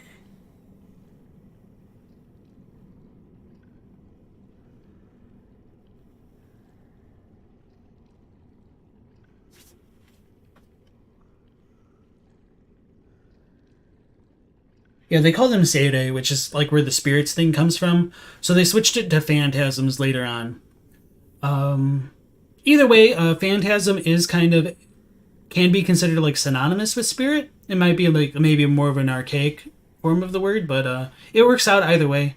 So it's kind of interesting to me that they changed it. Maybe there's more of a meaning for it. As far as the Japanese term goes, seirei does kind of mean spirit, but as far as my knowledge goes, spirit in this sense means something like more like a nature spirit, so like a forest dryad or something more like along those lines, something that comes from like nature, trees, flowers. And so with that being said, I do wonder if the phantasms are related to plants, which we see with like the Lumenwood garden and whatnot, and that's why they're called seirei in Japanese, and whether or not that connection is supposed to be more prevalent to understanding the lore, which you just can't really translate that kind of concept in English very well. So that's something like I'm not going to fault the translators for, because you can't really just go around making translator notes willy-nilly. Oh, these spirits are like nature spirits. It just would not fit very well, especially with the overall tone of this game. It's that trapdoor that's always closed in Bergenworth, the underground college. Pat D says, seriously, where is located? The lecture hall? I mean, right now it's in the nightmare, but yeah. All right, what else? Was there anything else different? Let me double check.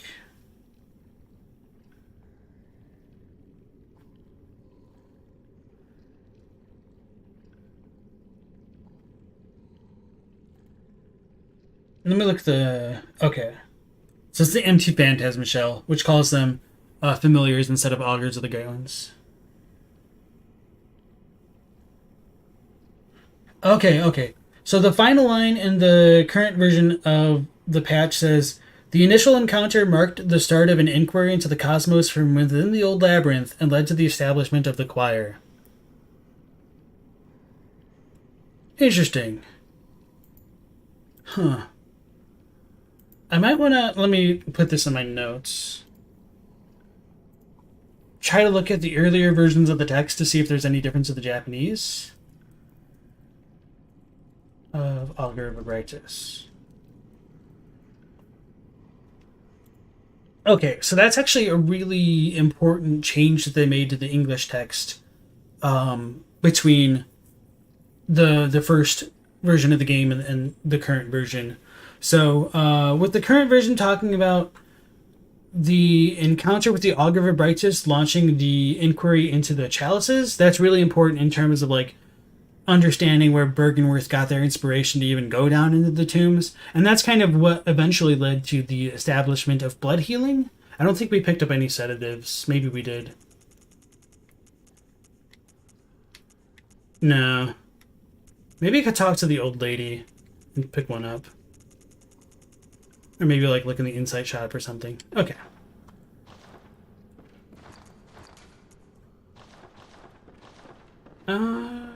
Let's just go ahead and pour it out one more time. Kill the things, and then I'll go talk to the old lady and like level up and all that. So phantasms are like druids. They're more like what druids would commune with, I think.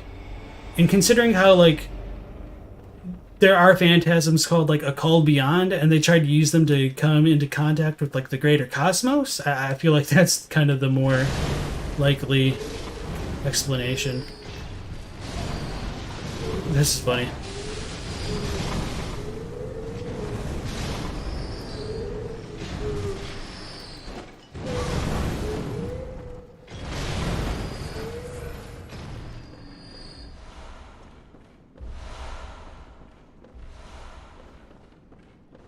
See, like, this is so much easier than farming other locations. Especially if we get, like, the third tier moon rune from the brain. So even, like, kind of mid and late game, this is a really good spot to farm. Granted, they did buff those enemies to make them more difficult to kill later on, but... Oh yeah, and then we need to check out the final room.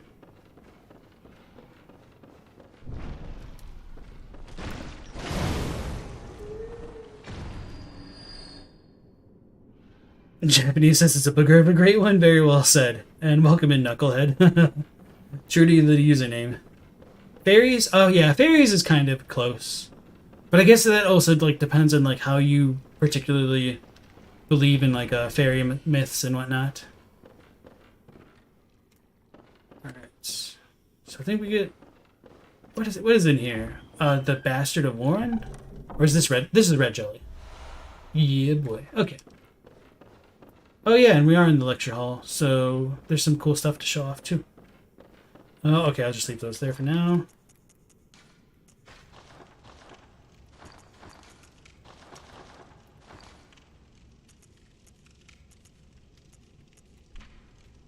This is a material used in a holy chalice rite. Stillborn infants, born of a creature of unknown origin, of the type found in some corners of the old labyrinth. And I might as well look at some of the other ritual materials, because there was like a few updates for them, which I haven't gone over yet. They're mostly minor, so I typically just don't think about it. So, Bloodshot Eyeball, an exquisite eyeball removed quickly after death, or perhaps even before, used to unlock the seal of the old labyrinth hintertombs. So that's like the hintertomb one. And I guess we don't have the yellow backbone. I remember that one being different for sure. Alright. A body part of a saint sacrificed by the healing church in their search for truth. Ooh, is that different? Let me double check.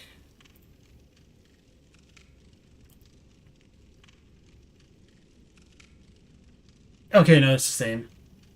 But the last part is different. The Labyrinth Watchers are said to revel uncontrollably when they catch a waft of the scent of murdered saints. So, I kind of like that one more, maybe. So, the current one is the additional rite fetid offering invigorates the Watchers, making them more treacherous than normal, but also making them more worthy prey for a special hunt.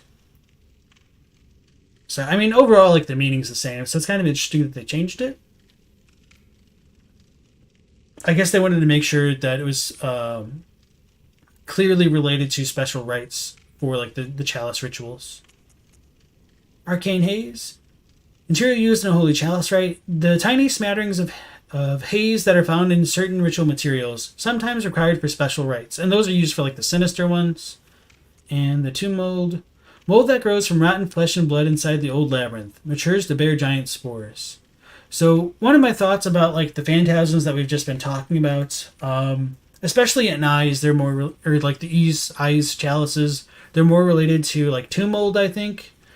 And if the phantasms are related to sere, which come from like plants and whatnot, I feel like if the tomb mold and cold blood flowers were absorbing the blood, that could have maybe like invigorated the special spirits within them to kind of like create phantasms that wouldn't have normally existed had it not been for the blood. But I might make a more concentrated video about that someday, but yeah, I'll just leave that there for now. Joseph says, are the messengers phantasms?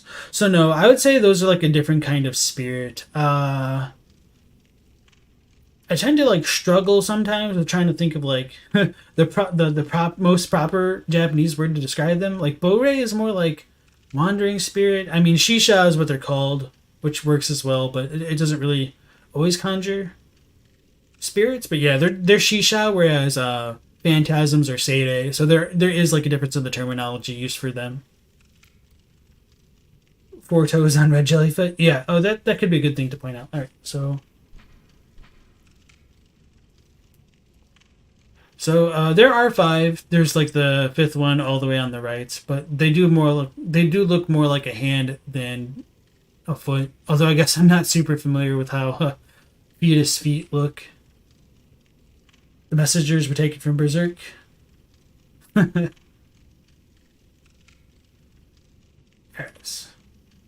So I think that's it. And then, as I've said before in my videos, I do believe... Oh, I guess we don't have Ritual Blood 1. The Ritual Blood shows like the kind of spirits that are inherent to the blood when you have like the dying wills within it. And I do believe that motif gets repeated on the Executioner's Gloves, the Logarius Wheel, and things like that. Alright. Oh yeah, sweet. So as we come into the lecture hall, we can see like a bunch of jars are filled with eyes. And we get like wax covering these things. Kind of reminds me of like a sponge cake or something. Some of the eyeballs fall out. But what I wanted to show were like these two kind of infant experiments in this cage here. It's kind of hard to break the cages sometimes without screwing up the... Oh, sweet. That was like perfect. Okay, sweet. So I've pointed this out in one of my videos. I think when you look at this greenish infant experiment thing where its head would be, you can potentially see like figures of tiny skulls within it. And there's two variations of the infant experiments. I don't exactly know what the difference is. So we got like a more gray one over there and like a more diseased looking like one that has the skulls coming out of it. And both of these really look like celestial larvae, which we can find in the Upper Cathedral Ward later on.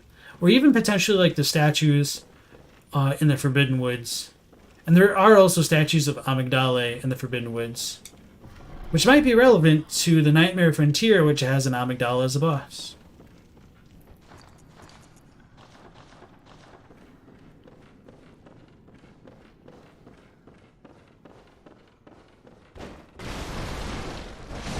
Think we get some Madman's knowledges?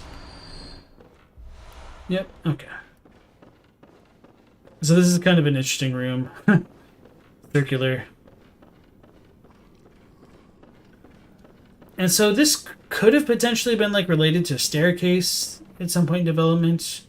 And with the dudes just chilling on the ceiling, that could have potentially like played into parts of the lecture building being upside down at one point in development. But they didn't go through with it, which is fine.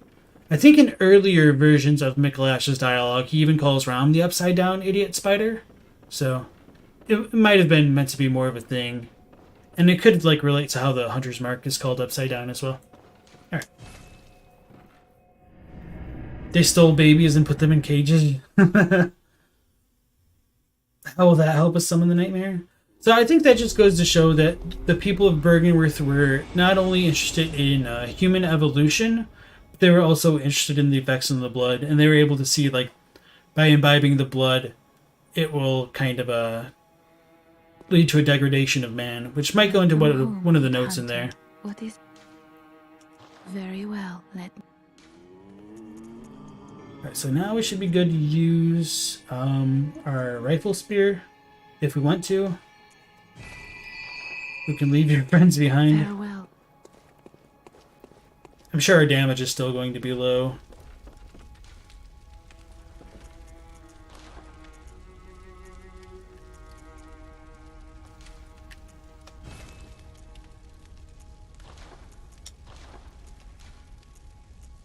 We've been getting a lot of triangles.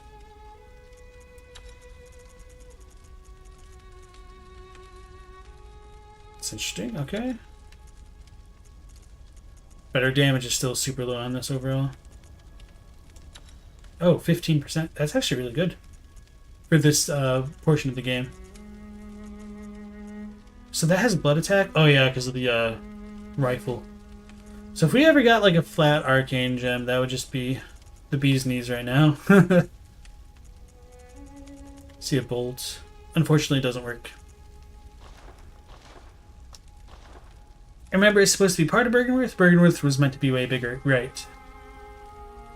Brotherhood of the Wolf? Yeah. We talked about that quite a bit.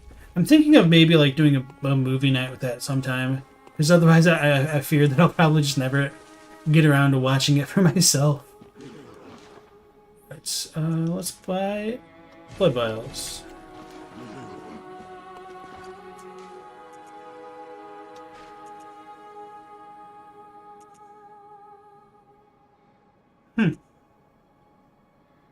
That might be close. What we've got going on. So let's go to the lower Hinter Tomb before going. Yeah, let's go back to the Tumerian one because it'll still be level 3.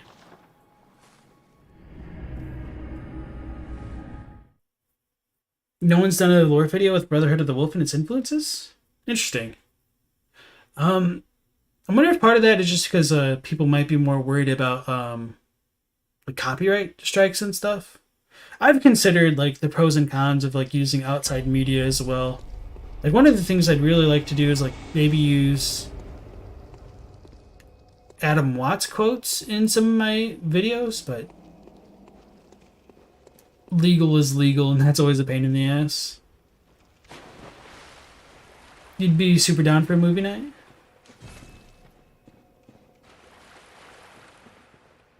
Brotherhood of the Wolf was okay. I should probably look where I'm going, huh? Let's test our damages. 135. Oh. 119. That's not too different. I mean, this is obviously thrust damage. Oh. I wasn't trying to do it like that, but... Ooh, 763. And I could probably buff this with papers, can't I? Okay, I'll try that next. 97. Nope, I guess I can't. So I need to L2 this. 98. 163. Okay, that's pretty good. 147. Okay, so yeah. I mean, I'm not terribly surprised because it's 2 levels different, but it's really not too bad damage, I'm sure. I'm gonna die. I can't one-shot those anymore on this tier. Shouldn't be surprised. You definitely see the influence in fashion. Yeah, definitely for the aesthetic design with the Brotherhood of the Wolf. You mean explained how it ties into Bloodborne, not so much the footage? I understand what you mean. It's just a little bit hard to talk about that stuff without a little bit of the footage. Which should be fine, but you just never know sometimes. I mean, I'll consider it for sure.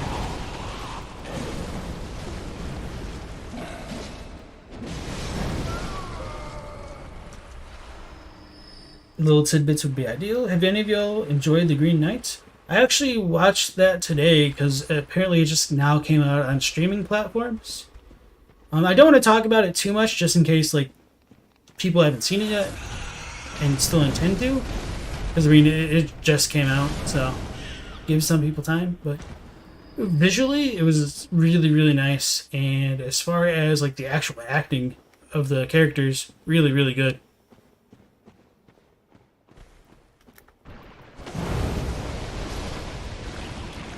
And the sound design was pretty intense too. Very interesting movie. Alan Watts, hell of a stand-up philosopher, used to fall asleep to listening to his lectures. I mean, a lot of his stuff really does have like a ton of parallels to what we can see in the FromSoft games, especially like Dark Souls. It's a lot easier to tie it into. Like he has this excellent talk about the center of the universe essentially like being behind your eyes, and I would love to like have a lore video go in depth about insight and just like play a section of that from Alan Watts, because he could explain it much more eloquently and succinctly than I ever could. But again, we go into like the whole like DMCA copyright crap and licensing.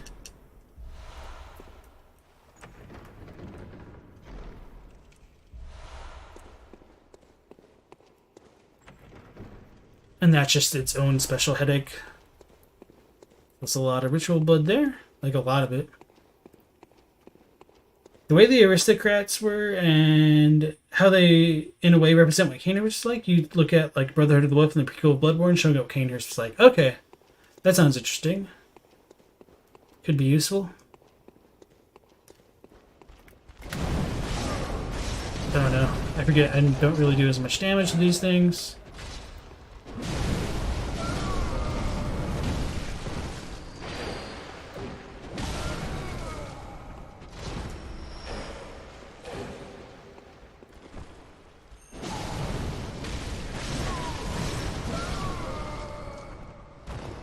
I think there's like Bell Maidens in the next room. Maybe not. I don't remember. I mean, these rooms always scare me just because of like the super powerful Celestial Emissary room. That should be in Eyes and not here. Definitely not.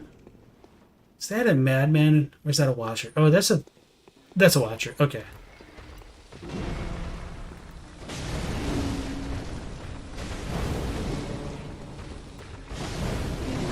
Oh, he got me. He did damage.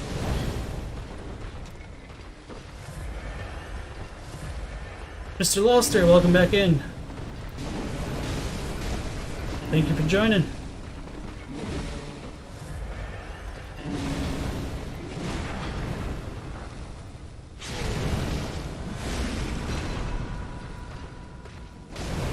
Yeah, Kyle is right. JSF has a lot of good videos about like Buddhist and Shinto's ties to Bloodborne and Dark Souls as well. Really good channel to check out. I think they made their videos public again. I'm not sure though. Pretty sure, but not entirely. Joe says, you think he has a bit about God getting bored and getting to the point where he just hops into random incarnations and poof, here we are. So yeah, that's kind of more related to like Hinduism and stuff. But definitely a very popular thought. I should just leave them, but I just kind of want to roll into this cage for the heck of it. I probably could have actually rolled into it.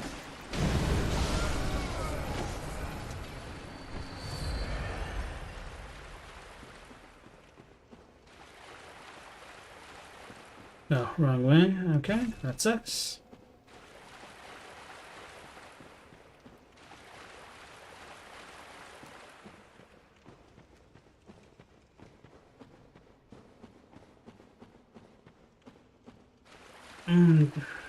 I really don't want to go this way, but I don't know if there's any like special treasure in this dungeon that's worth the hassle.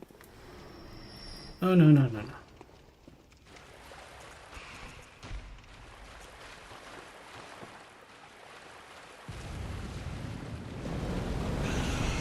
Okay, that's not enough damage. Well, maybe it will be.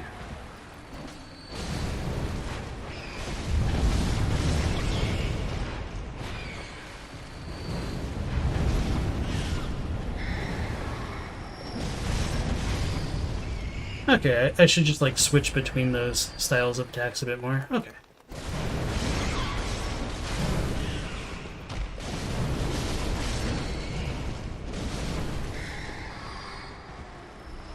Some more tomb mold. We get another of the snake things.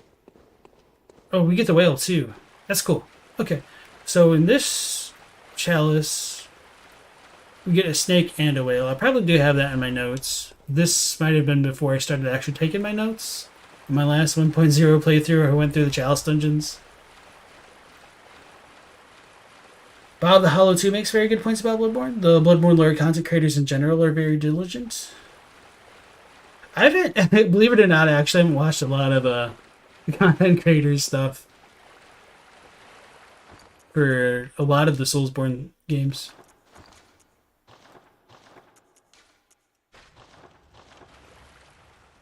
Okay, so this is the skeleton of a whale, and we can even find one of these, or a few of them actually, in the fishing hamlet.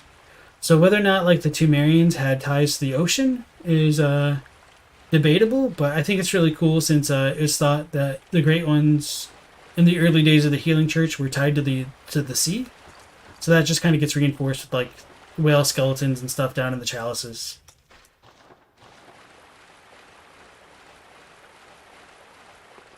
Is that it? No, because we're missing the door. So it's just got to connect somewhere else then, huh?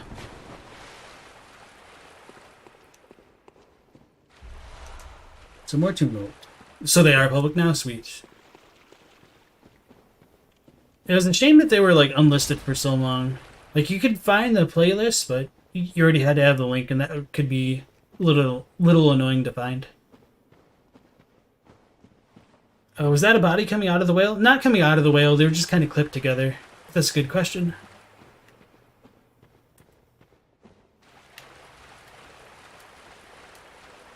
So that probably just connects someplace else. What is a whole ass whale doing in a sewer underground? Is a good question.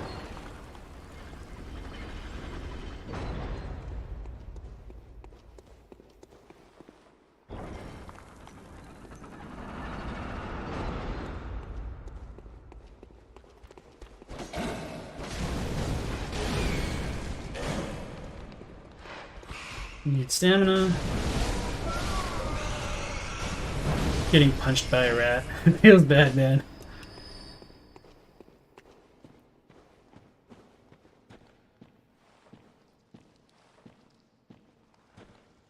My own footsteps scaring me a little bit. Oh, that was a scorpion. Saw the green thing.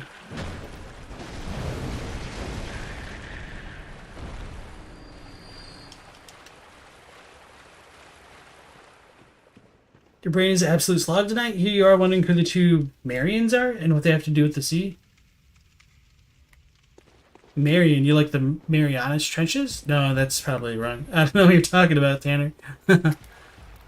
Oh, wrong one.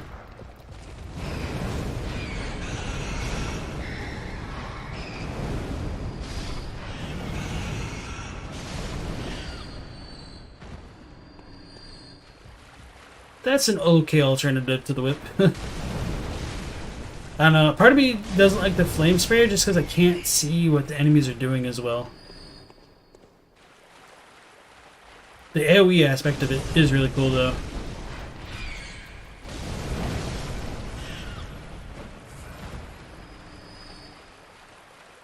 The Temerians? Oh, okay. I see what you mean. Me being a bit slow. It looks like I have the brain slog as well. Okay, that's a dog. I just couldn't tell if that was a madman. Because if it was, I would have to approach this a little bit more, what's the word? Carefully.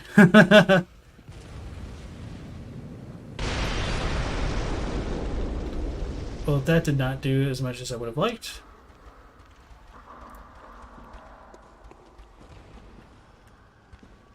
Oh. Damn it.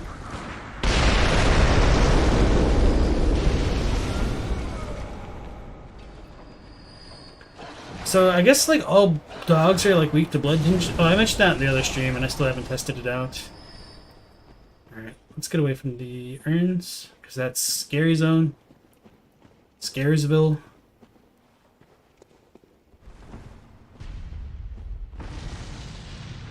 Oh, is this the section that has a cannon? Alright. It was autocorrect? Okay.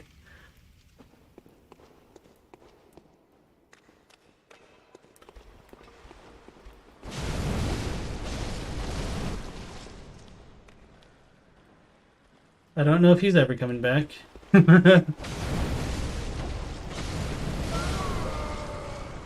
no. Oh no.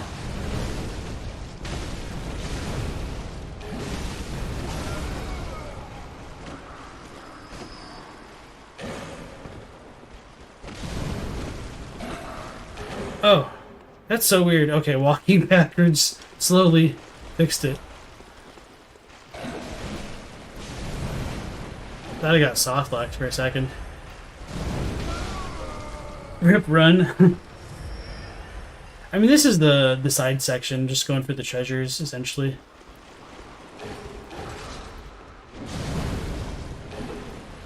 Oh, the auto lock saved me.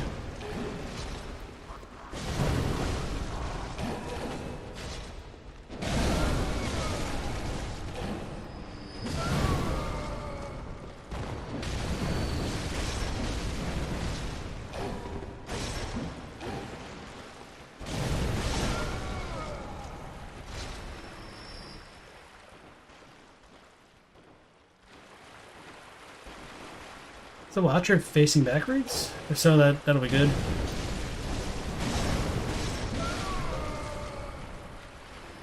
Alright, so our damage is a little bit more manageable. Like, we're killing them in a full stamina combo. Like, it's not the most ideal situation, but we can make it work. As long as we don't have 3 fat Watchers. To ruin things for us.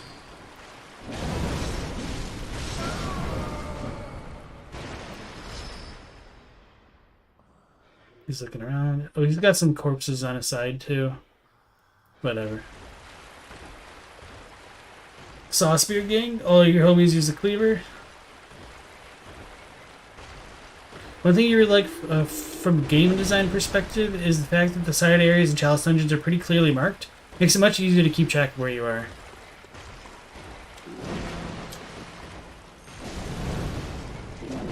Oh. Rip. I need to rally that HP back.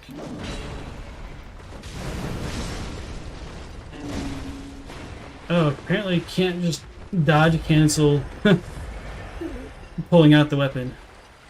Not that I'm like...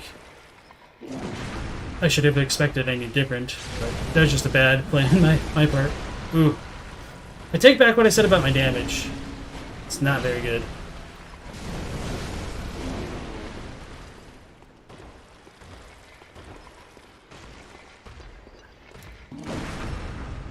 Holy crap.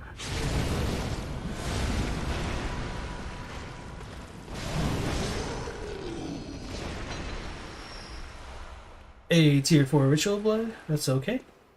Did I get augur? Yes. Oh yeah, I should use my arcane. I'm gonna forget about it and use this when I try to use my monocular, I'm gonna call it. Not even intending to.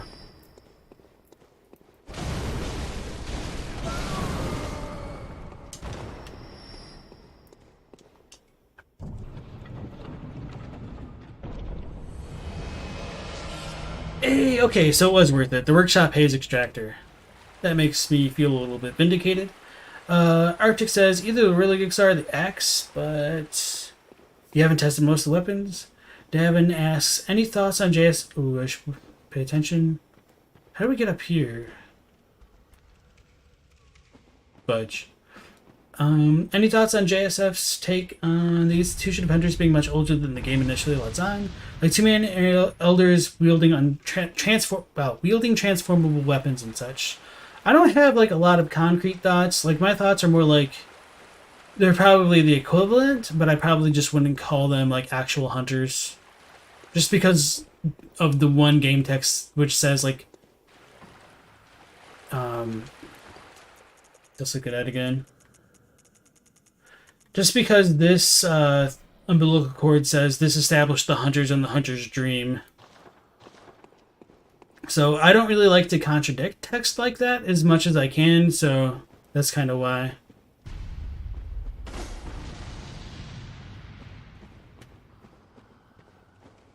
But I do understand why people find the appeal in that.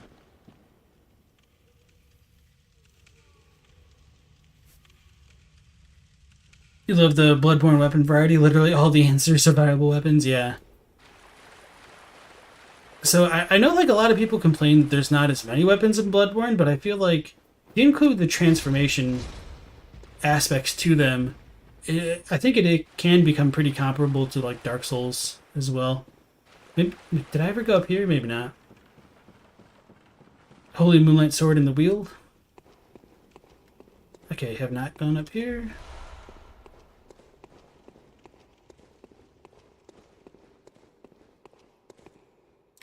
I thought there was like a trap there. Sweet chest and some scorpions and some watchers. I guess those aren't real watchers. Two Marians.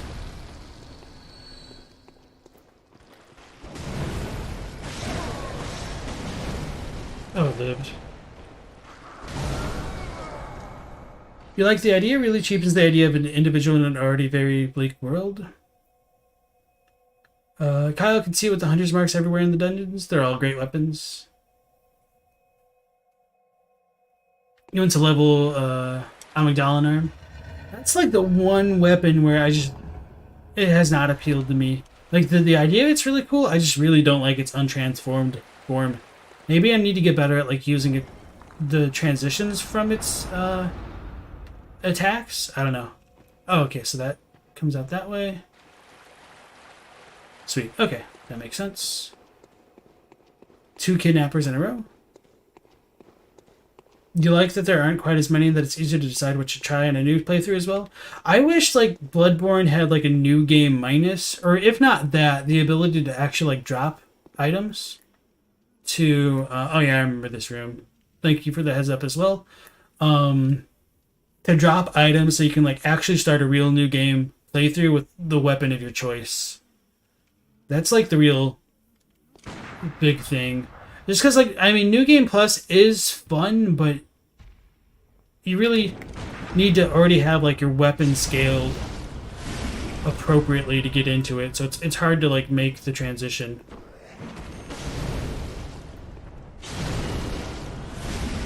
I should probably use the auger, but my timing would be really bad.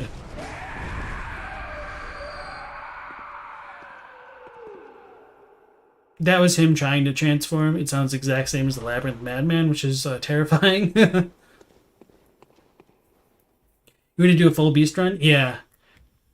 It's unfortunate that like getting the broccoli head and all the other stuff. Okay, that is so slow comparatively. That's a grab attack. No, no, no, no. I'm screwed. I'm screwed. I'm screwed. I'm screwed. He's fast.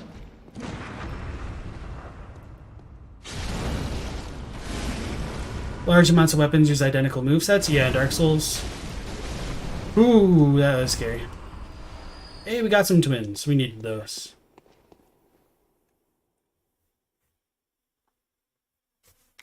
Yeah, so like between not being able to get like the broccoli head or like the beast transformation super early, just a little bit unfortunate. Because I feel like the game would be so much more fun if you could. Is that a knight? No, okay, that's just a regular dude. There's no ladder on this side? Huh, that's weird. Not having a plunge attack in Demon Souls, unless there's some input that I didn't know about, that was a little bit painful. I mean, Demon Souls really wasn't too difficult, it was just a culture shock. Oh, I forgot about that.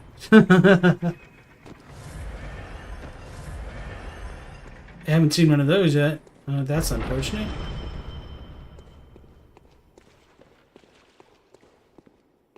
Oh, and it's a dead end. If you want the Burial Blade, you're crap out of luck, indeed, or the Rikuyo. New game, -1, real hardcore mode.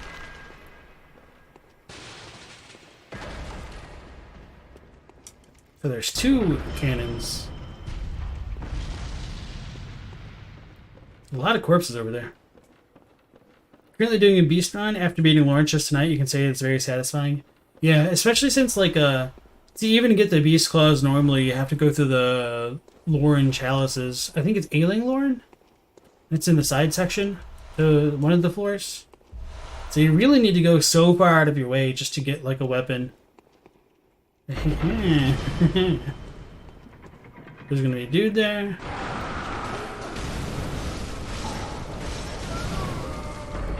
I'm on to their tricks now. Troll Ram. Thank you, Nightbot. I certainly am a damn. Is that a... Oof. Not this room. This room's not going to be fun.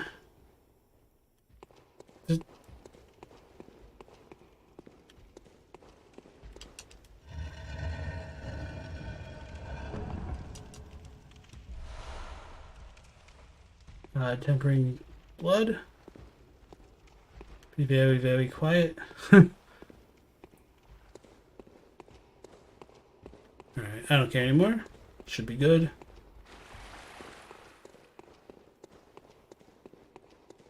Sweet.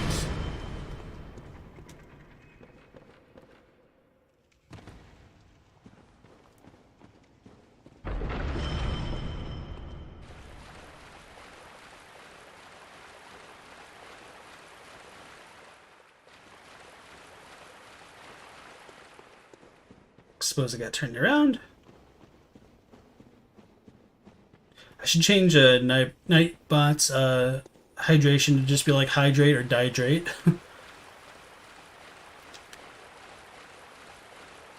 No, maybe that was the right way. No, okay, here we go.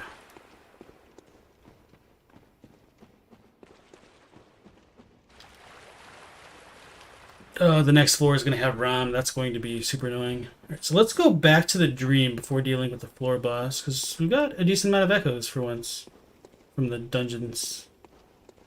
Pretty sure this is the wrong way. Yeah, that just goes back. The Lauren clerics always freaked you out. Yeah, those things are so cool. I wish they like were a little more functional.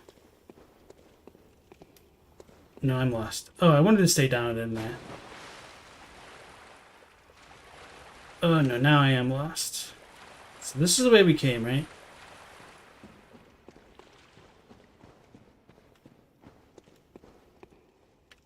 Nope. The Ring of Fire can crash your PS4? Yeah. Where did he come from?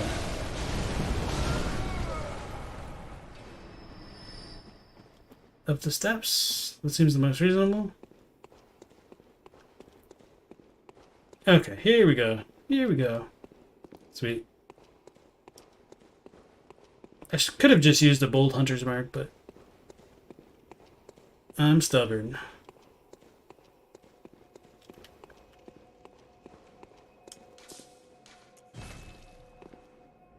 You don't think this game is lacking in weapon variety in terms of weapon numbers, but you do think it is kind of regarding mechanical variety in the weapons.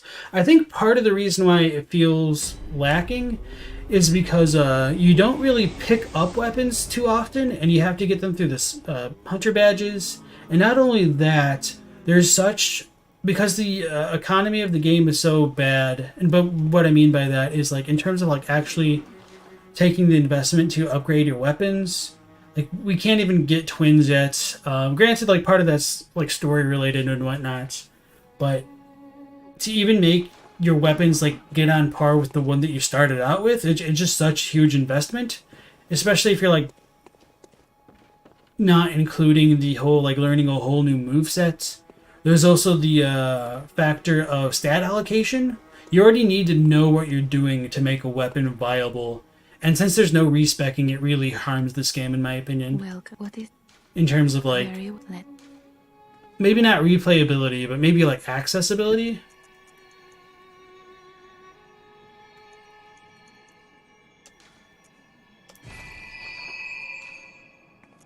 Farewell, may you.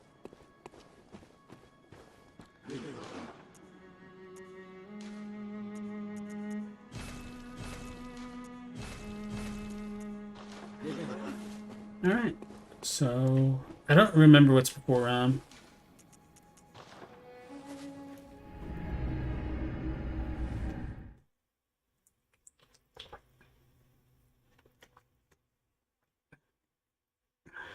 Derek says not to mention the chunks. Yeah, like farming the upgrade materials is really painful. Unless you're like doing the Chalice dungeon stuff, and that's painful for another set of reasons. Oh yeah, to the right. You felt Demon Souls had a great way of encouraging you to try different weapons and strategies with this design. I felt like the Demon Souls upgrades were even worse in terms of like actually getting the like max level in the farming and the tendencies and stuff. I just stuck with the longsword the entire game because upgrading was such a pain. And the longsword had the thrust and slash, or not like slash, but whatever. Oof. Oh, this is the chain one. Okay, okay. I thought it didn't have the chains.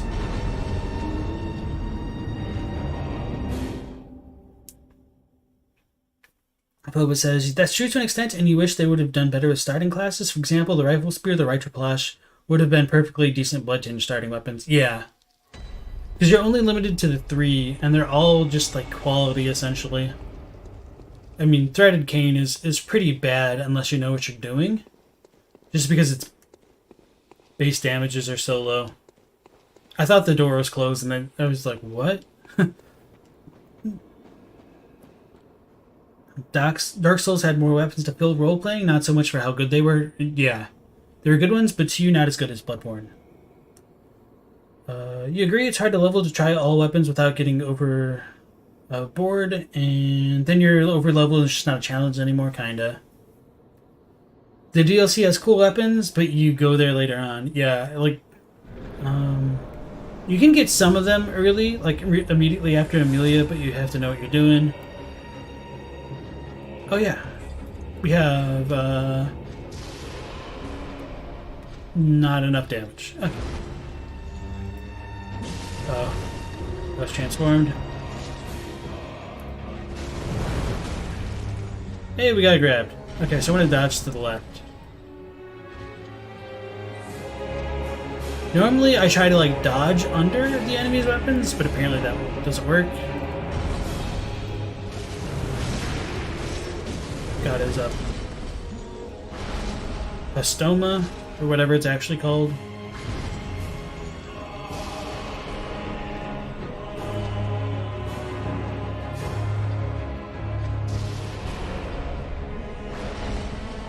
Curious to see how this will do. Nah, I mean, I got clipped, but I'll give it one more try. Oh yeah, this is the chain one. I need to actually be super careful then.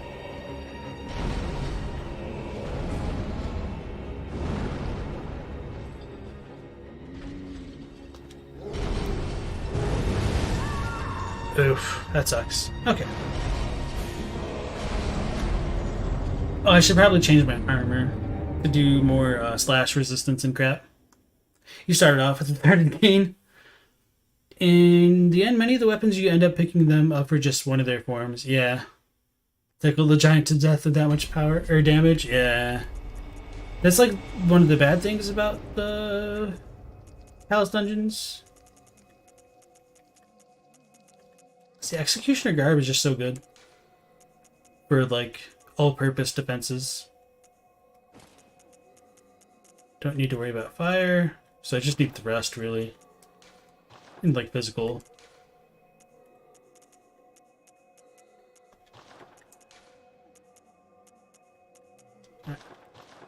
We'll have to make do.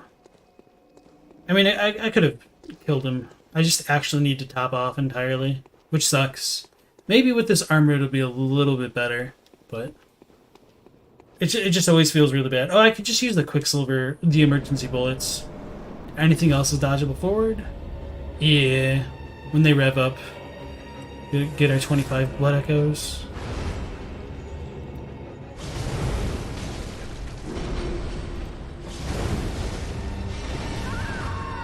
He caught my dodge. See, my first time coming through the Chalice dungeons, I think this might have been the boss that gave me the most trouble. Just because I really have trouble being patient. I want to get like the 2 attacks, and then he can punish that. Just like he did right there. So I really just need to like do the hit and run stuff, but it's typically not my playstyle so much. Unless I use like the Blades of Mercy.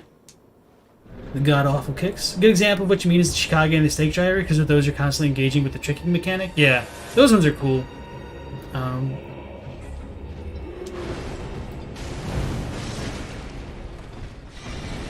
See? I wanted to go for that third hit, like I would against most bosses that are... Oh god. Oof. Iframes, holy crap. And sometimes not dodging is the move to do, because if you get clipped, you take more damage. I thought that was going to be a spin. Oh, I should have emergencied. Okay.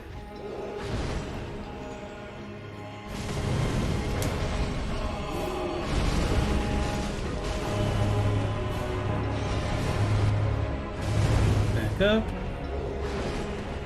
Just be on the safe side. It's gonna palm me. The giants are brutal. This boss absolutely wrecked you. It was Bloodletting Beast. Took you 2 days. You've seen the videos of the Stake Drivers one-punching bosses? Oh no, I'm gonna die. Okay.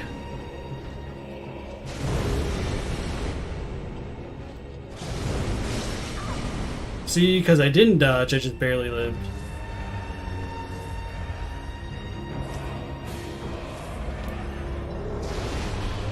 Damn. Okay, that wasn't too bad of a heal, though. Bro, the absolute range on that. Holy crap.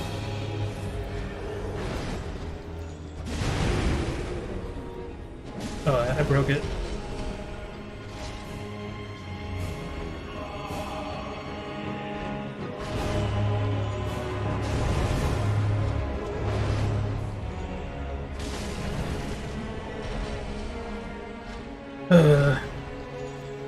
Not the most engaging fight.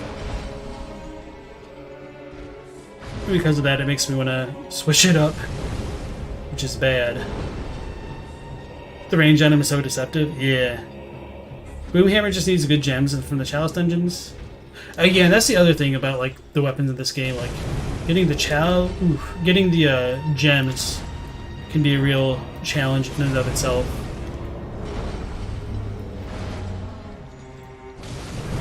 Like in order to make this build work, which I'm not even doing because I don't have the gems, like we need the flat ones, and there's no easy way to know like where to get gems you need from. Just really kind of looking at guides or a trial and error.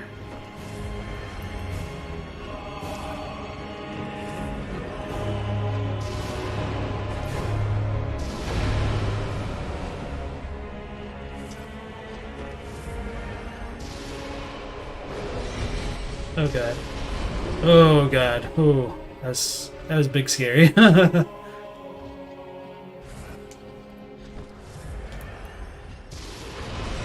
thought I was gonna get hit.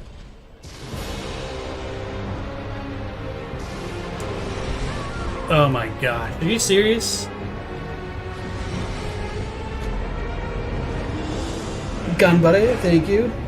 Gem farming's kind of fun in your opinion? It's kind of like Indiana Jones. It's fine like when you get going, like when your build is already going. Use the codes they give in the wiki. You'd say Bloodborne is pretty middle of the road in terms of gameplay for you? I feel like it has really brilliant things going for it, but it's just bogged down by systems, if that makes sense. Like gem farming, stat allocation, and just availability of some of the weapons. Like if those are just balanced a little bit better, this game would be like 10 out of 10. Or close to it. Not really, but it'd be a 9 out of 10. For me, I think Bloodborne's like an 8 out of 10, which is a really good score to be honest, but probably would come as a surprise considering the nature of my channel though.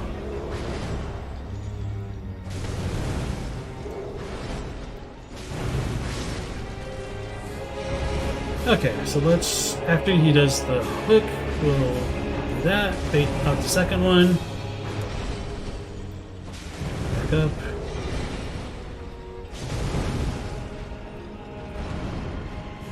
Souls are better RPGs and Sekiro is a better action game. Bloodborne isn't bad at either, but not as good. Yeah, I know what you mean with that. Oh god.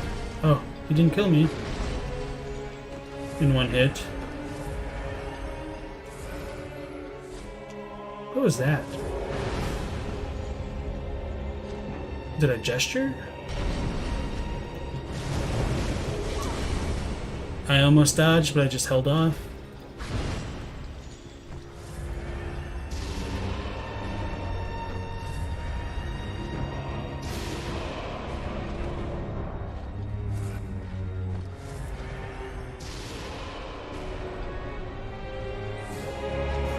I should have gone in.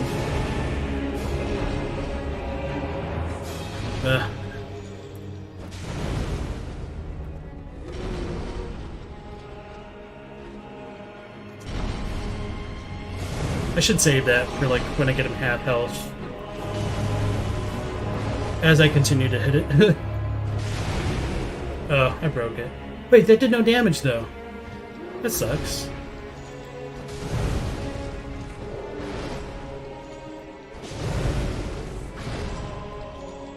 I think I just now looked at how much damage I was doing for the first time. That's depressing.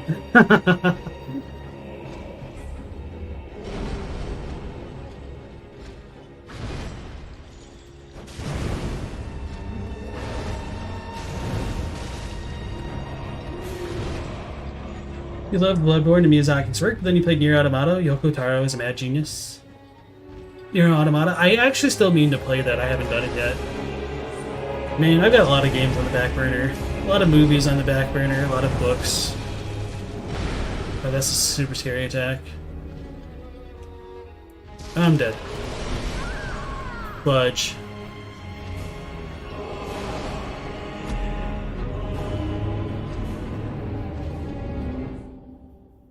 Just animation locked. You really forget how horrifying these bosses look, poor things. I should level up Vitality, probably. I just need to level up in general. Yeah, let's just level up in general. Because that boss is just annoying.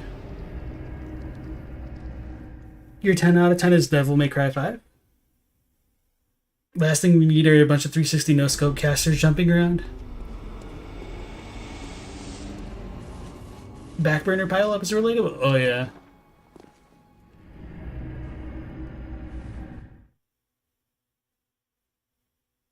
You'll get dark beaded and you will like it. Right. I think we'll kill like these scholars maybe twice. Let's just go through here and then just go to the Nightmare Frontier. Switch things up.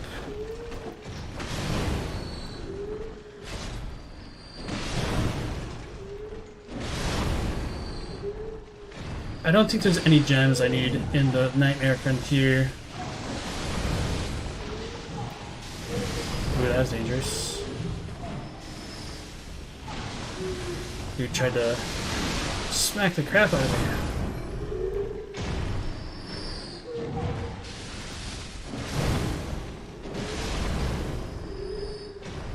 I do like the motif of students nodding off in class, though. I dropped a ton of bullets this time.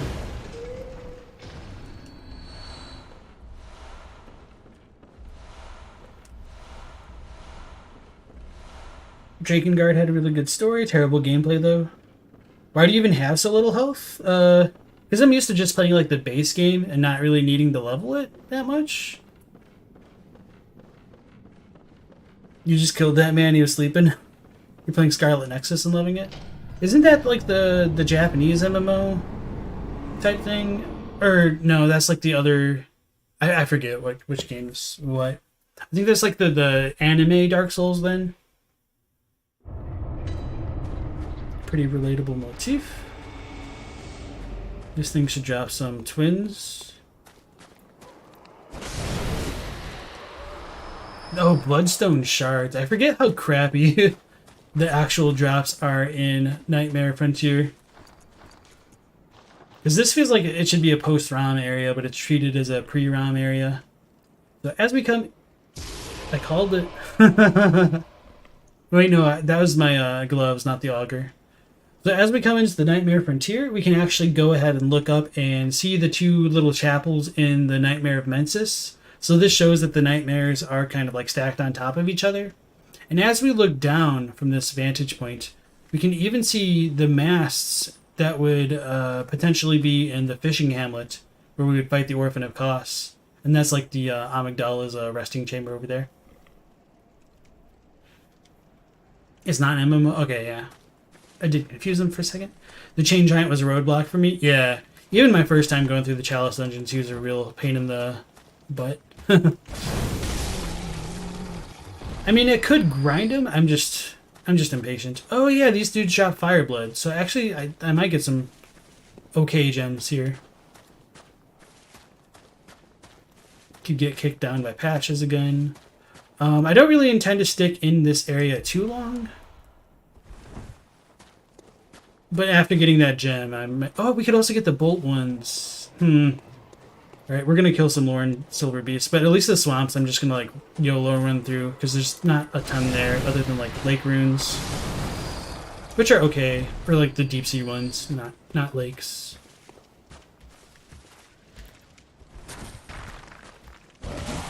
So I love that attack that they do, like their claws grow before they hit us. Some more flyer bloods, that's brilliant.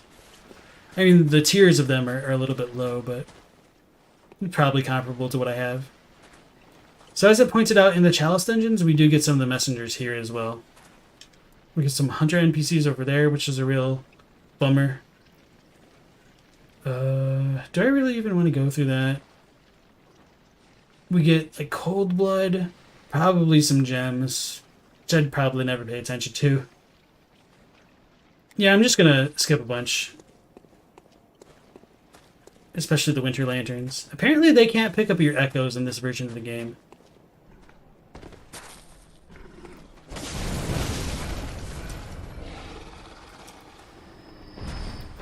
no, he followed me.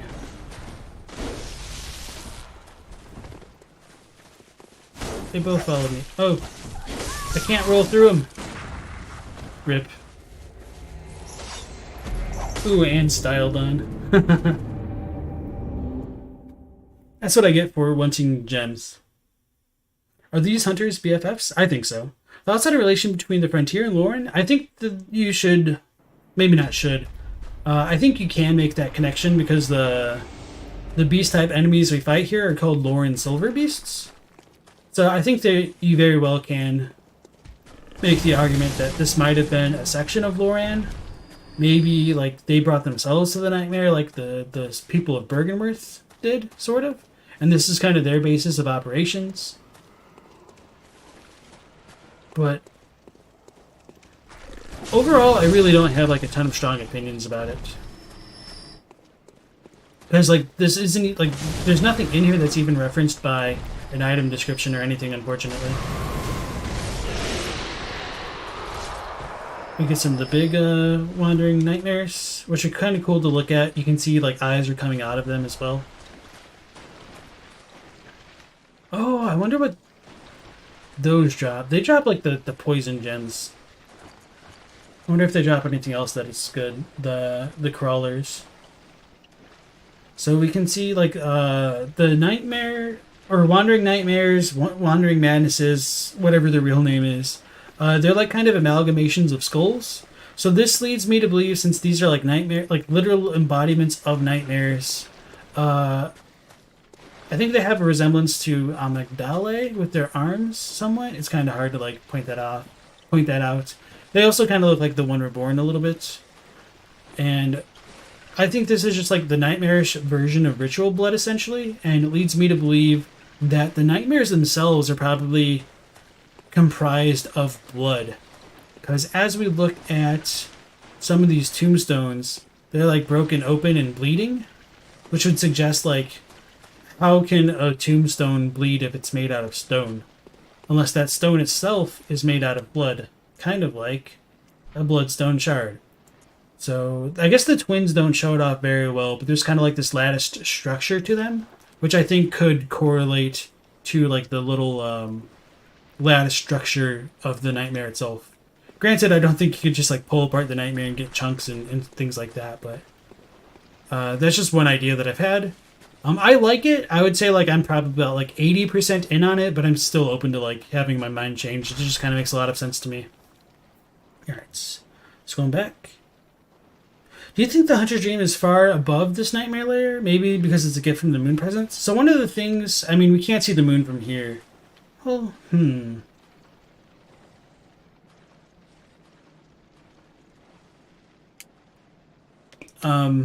was going to say, well, I guess we would be at the wrong vantage point. It would be behind those things. I was going to say, one of the things that's kind of hard to reconcile is, like, you can see the moon in the Hunter's Dream and the Nightmare of Mensis, but the layers don't really match up because it's, like, pretty much on par with the Nightmare of Mensis, but compared to the Hunter's Dream, it's a lot higher. Where's our echoes? He's got it.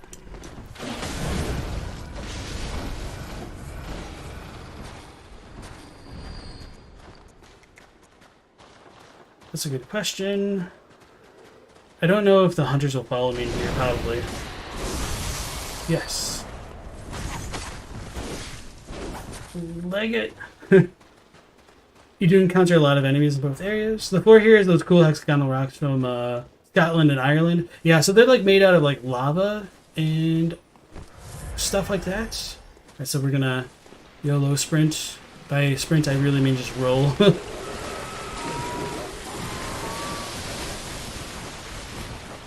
I could show off the patches thing. There is the note that might be worth showing. I don't think he goes anywhere if you kill Amy, though. Maybe he does. I don't think so. I could just... Oh, yeah, I could have always just done the elevator skip.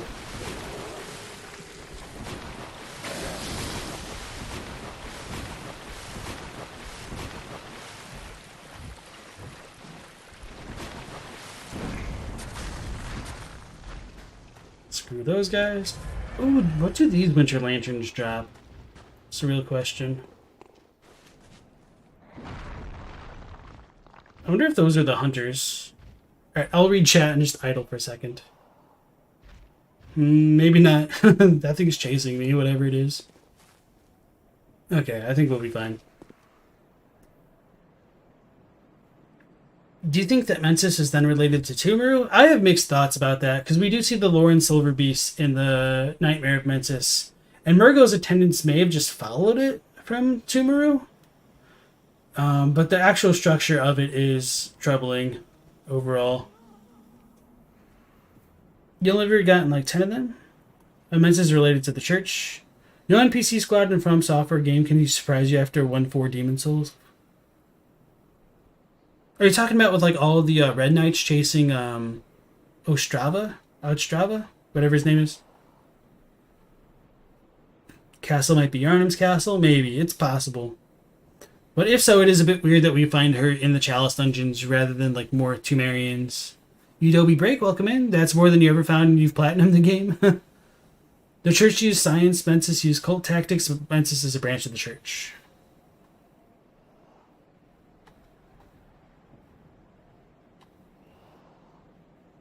All of the dreams are past places save for the frontier in Mensis. I think the frontier is older. When we look at the Hunter's Nightmare, it actually resembles a decent bit of this Nightmare Frontier. Like it has like the same kind of tombstones, but they've just kind of been overwritten by multiple versions of like Central Yharnam and Cathedral Ward.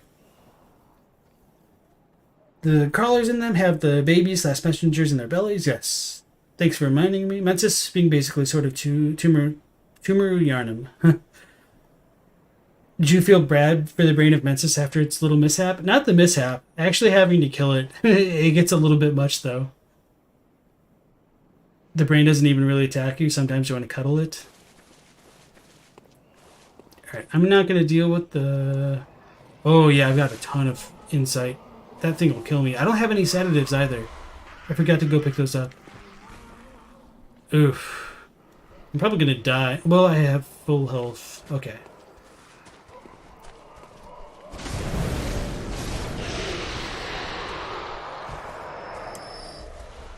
Hey, we get chunks from that? I did not remember that. I thought we were just going to get twins at most. So some people believe like these wandering madnesses, you can beckon to them and they will like follow you. It's just like a pathing thing. That's been debunked. They're not like the doll in that kind of capacity. I said I wanted to kill that Winter Lantern, but I figured it'd probably be smarter to just get the elevator first. And then maybe try to farm for a visceral or something to overcome the frenzy. We could also look at the crawlers in a moment here.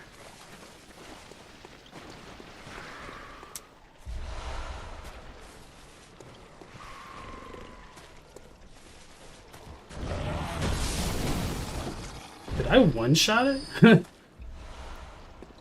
Okay.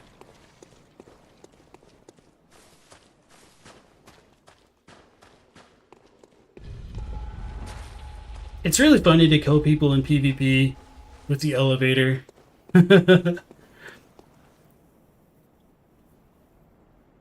Bloodborne did stealth better than Sekiro? Or does the church use the cult? In like all of their Phantasm items. I guess like a lot of those are also related to the Bergenworth, but it appears a few times. There's going to be a gigantic wandering madness over... Oh, it just poofed away. Oh wait, got an idea. There's going to be a gigantic wandering madness over there, and it kind of looks like it's getting eaten by the crawlers a little bit, which makes me wonder if like that's where they get their kind of messengers from. They might just consume things like that. So I think they're like probably parasites to the nightmare. And that kind of ties into some of my thoughts of like maybe phantasms can slip between the barriers of worlds and the stuff that I talked about in relation to like the slug-like things of the madman's knowledge yesterday. So I guess I need to get further behind so it's running away. Or is it attacking them? So yeah, they kind of disappear in a nightmarish black mist. So yeah, I just got their aggro. It's not that big a deal though. Let's try to get some poison. You can get more chunks from the large ones, yeah. I just typically remember chunks come from Canehurst Madness as well as a late stage Argul. So we get the messengers as we get poisoned. And one of the cool things about the crawlers' faces is they kind of resemble the celestial centipedes at the top. They just like lack the little flower coming out of them as well. I could turn off the HUD, but it's all good. You guys don't get that. Okay, these things are going to be weak to thrust. But I guess they're not kin though, so maybe not.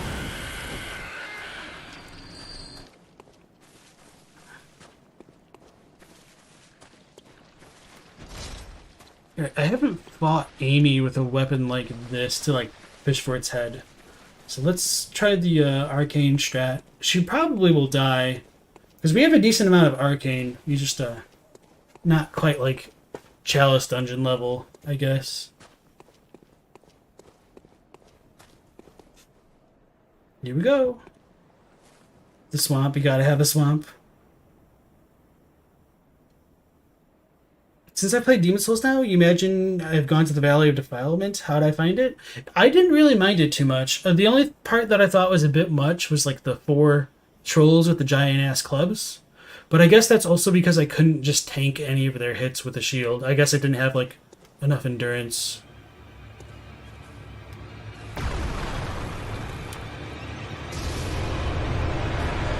Holy crap.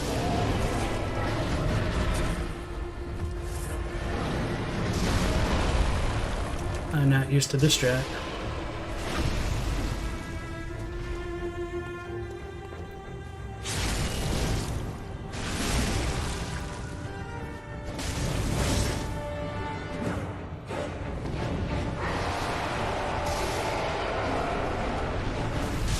That's gonna hurt.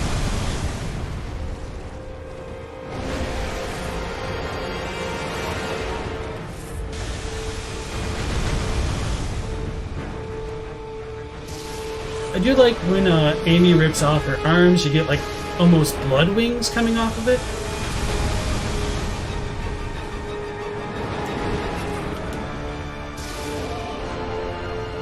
Oh, that's way too far back, huh?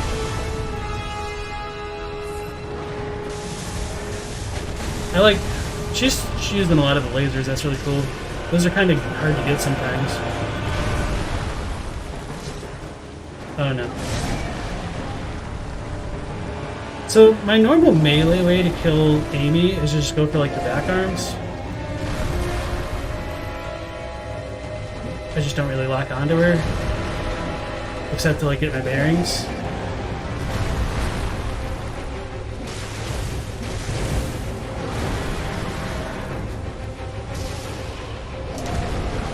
That's dangerous.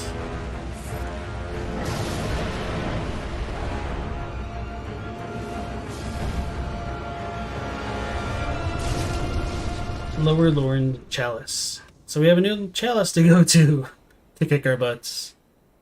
But Lorne might actually be better for us in terms of like trying to get gems and whatnot. We should be able to access it, I think. I think we have enough of the materials. We did it. People say Amygdala used to be the final boss. I would strongly disagree with that. I don't think I've ever seen anything that would suggest it. I think that's just people extrapolating a bit too much from it being called the false god. But yeah, like even in the Project Beast trailers we saw multiple statues of Amygdala still lining the Grand Cathedral. So Welcome home. What is... Very well.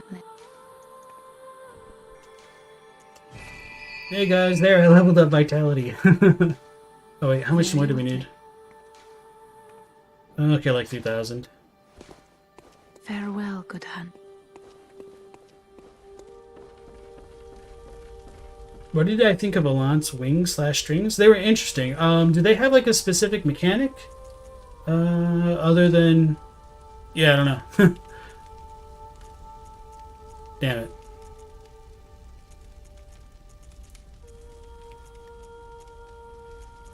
Ooh. It's a lot better.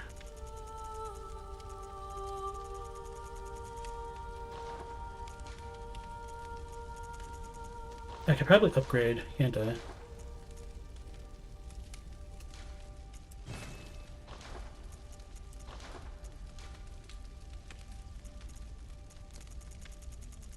No more blue. Okay.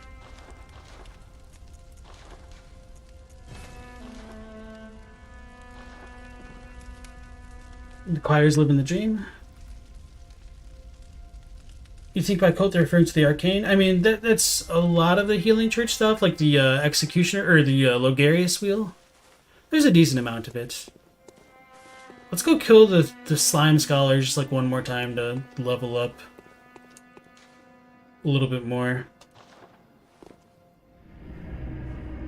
Do I gender her she for lore reasons, or because her name looks like Amy? Mostly for the Amy thing. But I do tend to think that women in this game are more likely to transform into more grotesque things, like Vicar Amelia. I think the Cleric Beast would be female. No real reason for that one, I guess. It just kind of resonated with me. All of the Blood Saints are women, so that's kind of probably where I get that idea from. I feel like the scream that creatures like the Cleric Beast and even the Bloodstark Beast give off, they kind of remind me of more like feminine type screams, which is probably a little bit weird, I don't know.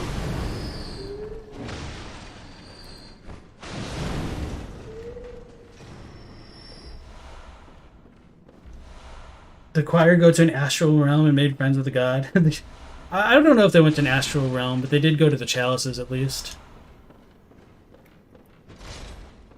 The healing enslaves golems of stitched together body parts. This is science like the real world. Church or religious sects started relying on science, hence the collaboration with Bergenworth. A religious group adapting to science is a big red flag. Pseudoscience at best. This theme's like Logarius and Yharnam's. Interestingly enough, it's called Vileblood Queen. Amy's theme is different. But yeah. You like how Amygdala's soundtrack has a lot of percussion? Because they use the arms like big drumsticks, you dig? I just thought it was a curious detail. Made you think of him as both an angel and a marionette? Oh, for Alant? Yeah. Welcome home. I thought it was interesting. I didn't know if there was anything more to it. I kind of need to dive into Demon Souls lore, because there's not a ton of it in the items. And I assume there's probably been content creators throughout the years that have explored it. Because I certainly didn't talk to every rendition of each NPC and all that. Is there anything else? Oh yeah, let's see if there's the hand lantern. I'm pretty sure we don't have it because oh, bone marrow ash. That could go well with the flame sprayer. I mean, we have some. I just don't think about actually using my items in oil urns. Yeah, since we didn't kill the Cleric Beast, we can't get the hand lantern.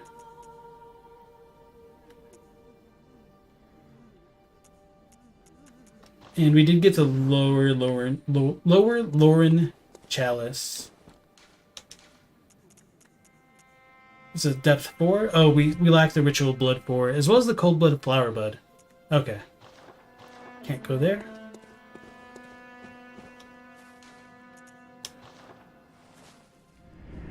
Looking at the cut content regarding Mikolash and the Wet Nurse, you think the Nightmare of Mensis was originally going to be placed where the Frontiers now in the game progression? Maybe. That's your speculation based more on the game's pacing and story beats. Choir took DMT. Lawser says, Lauren Chalice is given insane amount of echoes. Yeah, I can't go there, though.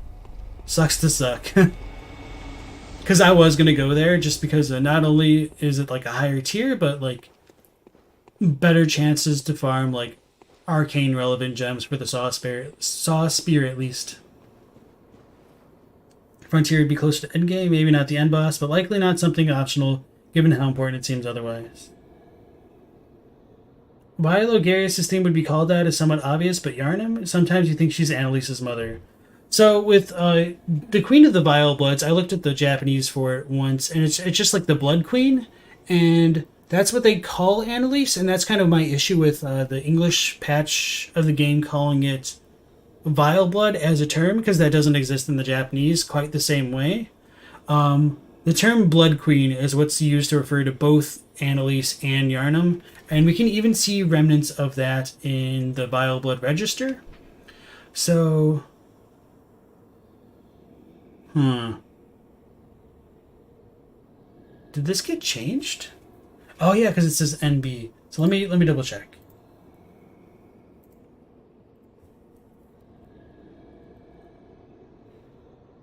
No, okay. So what's the other item? Queen of Blood.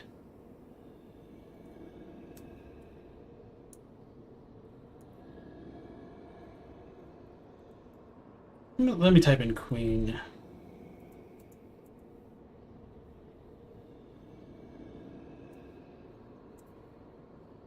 Is it the key item? It might be the badge then.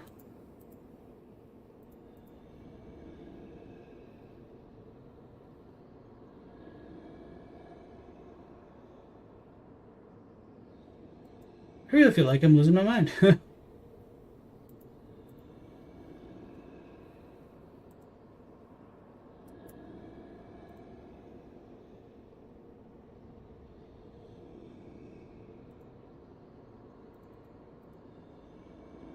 Tire?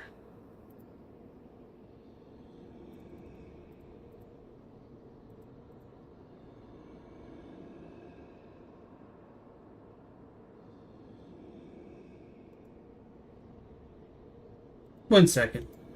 No, I would definitely want to double check this.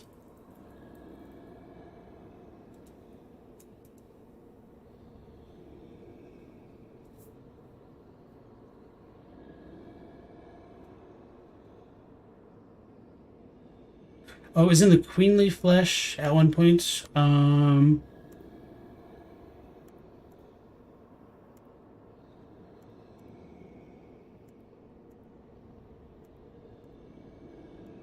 might need to type in like Queen of Blood next or something.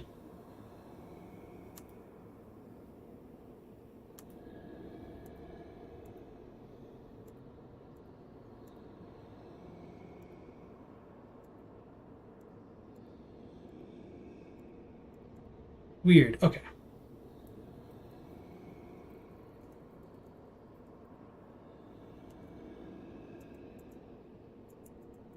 Alright, so yeah, I guess I was just misremembering that, or I don't know. So yeah, sorry for the delay there. At least in the Japanese, they're just called like Chino Joel, which is like Queen of Blood, between Yharnam and Annalise. So there's a like they have the same title essentially, which is why Logarius' theme is Queen of the Vile Bloods, and that's why it plays during the Yharnam fight, because the Japanese is essentially just like Blood Queen. You think as women are tied to the moon with their blood, the game is obsessed with babies, the assumption makes sense. Annalise was the same type of queen as Yharnam? Yes. You know what that means? The doll, at least originally, was meant as a copy of the queen, even how the doll is still related to the Temerians via Maria. Yeah. So I do like the idea of the doll being based on Annalise more personally, and I wish they... I don't know, I just don't really like some aspects of the DLC. I feel like the background stuff's really good, but like the overall narrative is just kind of confusing. I wish they would have like made the Child of Vile Bloods or Child of Blood a stronger thing, but they just kind of retconned it.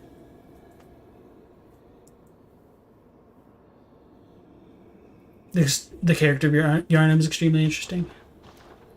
Oh boy, here we go again. I should have bought like Vials. Maybe I'll do more than 80 points of damage with that other gem. 90.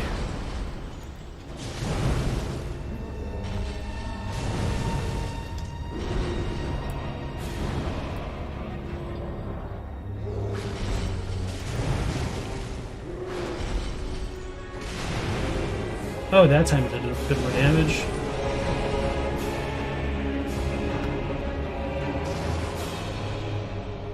Still not a ton of that. I think I could get 2 off of that. Maybe the queen had a similar function of the doll in the real world. That would explain all the statues that sort of depicted the doll in the labyrinth.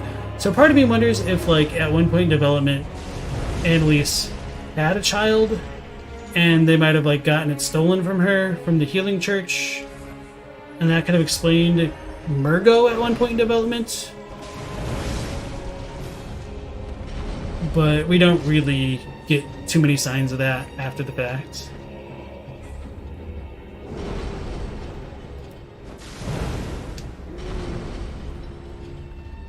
I kind of want to try the auger, but I'm sure it's going to be a bad idea just because of the lag on it. Uh-oh. Definitely not worth. I know I wasn't gonna. I wasn't trying to parry it. I was just curious about the actual damage. Damn. And I only did 80 points of damage.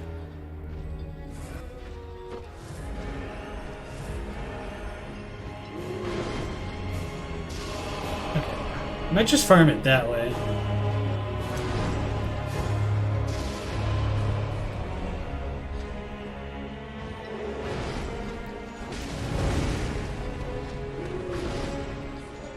Christoph Zoba, welcome in. How are we doing? How much longer do you think the stream will be? It's very early for you. Unfortunately, probably about like another half hour, depending on like bosses and content and stuff like that. And also, welcome to the stream. Blood Queen of Cares versus Queen of Timur. You think the Maria OST calls Maria the Child of Blood, or at least something like that? I need to double check that.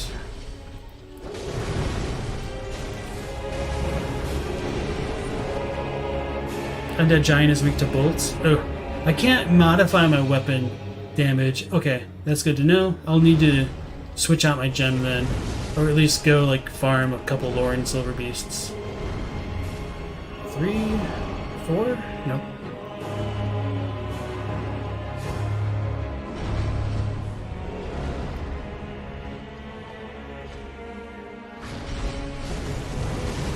Oh no, I'm stuck. Oh no. Oh, oof. Thanks, you watched the VOD? Okay. Thank you for stopping in, Christoph. Hope you enjoy it.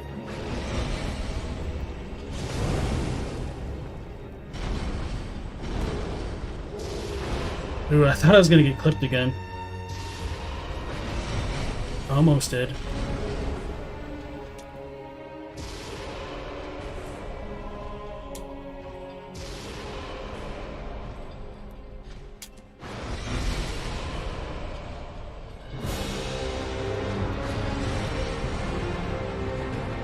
Didn't do the lunging attack. Well, I do have a little bit more max health. Not that I should go for it, but slow and steady wins the race.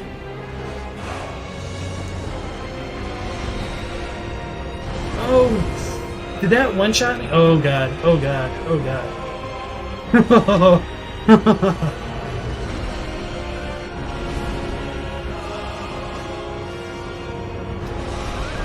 I tried to dodge, it didn't go. And that still one-shots me. Or maybe it did start to go and that's why I just got one shot right then. Oh, that's so annoying. His attraction to Maria might actually be because of lanterns, and that attraction is due to Costa's nightmare and his desire for a mother. Right, let's go back to the silver beasts. Just to get a bolt gem. If only I had Tiny Tony. Yeah, one shot by an Ultra Chicken Wing.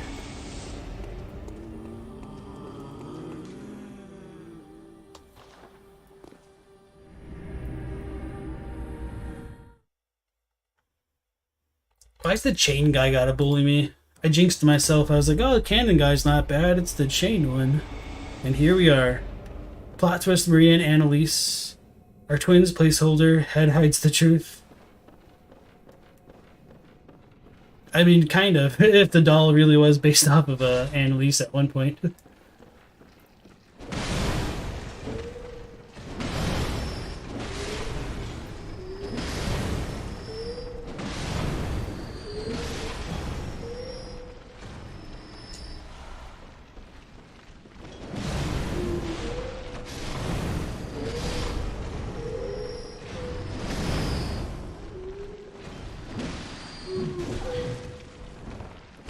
It's satisfying hitting multiple ones of these at once.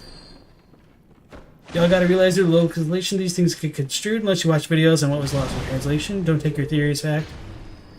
It's really unfortunate. Like, I wish that didn't have to be the case where, like, it almost comes across as though I'm saying that, hey, you can't understand the lore without me. But it's like, no, I just want people to get the lore that I would want. Not saying that, like, that's what you were saying at all, but yeah, I don't know. It just sucks. You feel better watching me struggle against it too. It's just the abrupt spike in the difficulty of the chalices, which is a little bit unfortunate for them as well. Because it shouldn't have taken so many hits to kill.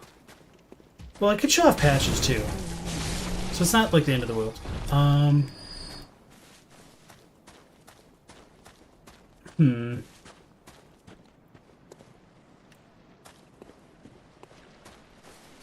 Dodge forwards except when he revs up the chain. I can do it, it's just, hey, we got the bolt. Okay, we can try it this way.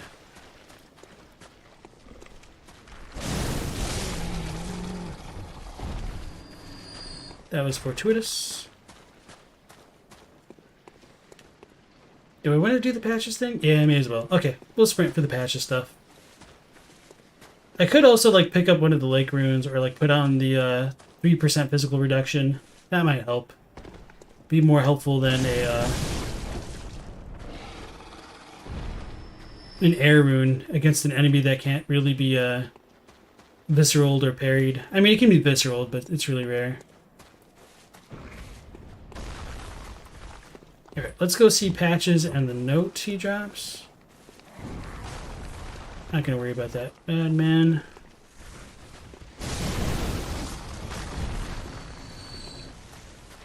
Ooh. Almost just ran off the cliff. And then we get another fat boy up here.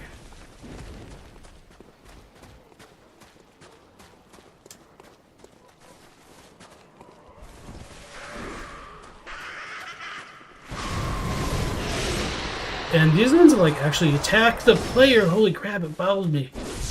Don't kill me, please. Let me just get the shortcut first.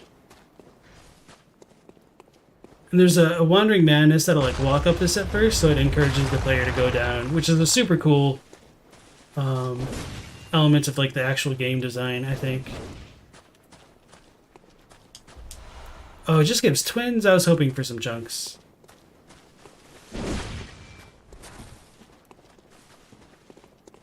Alright, I'll leave the patches thing alone for now. Just because we got those dudes following me and my echoes. So I'll just go level up. Give one more attempt on the Undead Giant? Maybe? Maybe another. Who knows? We'll see. Alright, here we go. I never lit it. How did I teleport here? That's kind of funny. Oh, because I walked through the lecture hall every time. Wait, no, because... Oh, yeah, because it just said the Amygdala's chamber. That's what it said.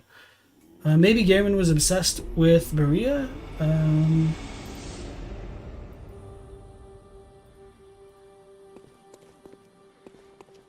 Because he sees her as looking just like Annalise if Garen was the one who hid in Kanehurst. Welcome. What is it?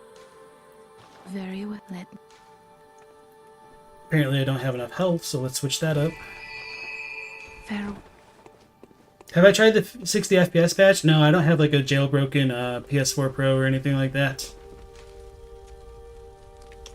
It'd be nice though.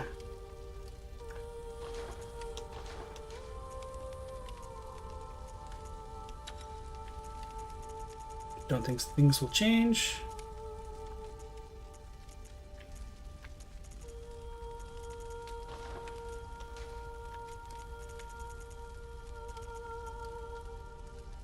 Okay.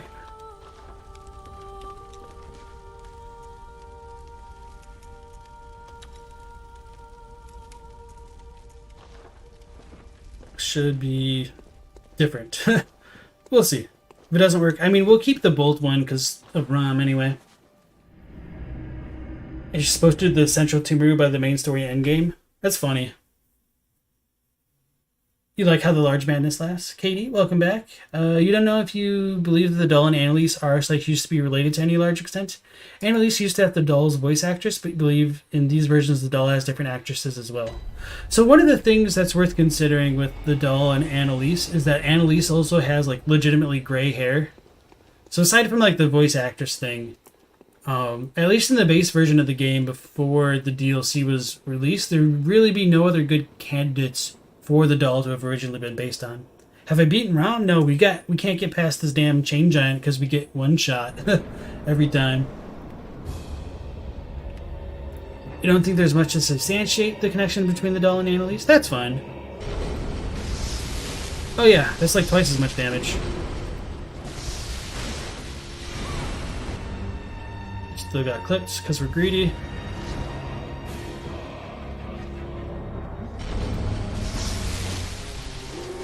Oh. Couldn't see the kick coming because of the camera, and we're stuck on the wall.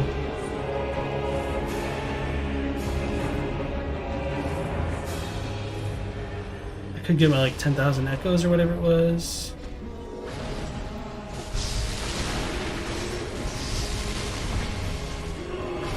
Oof. Oh, the main ROM? No. I guess I should have guessed that from the context.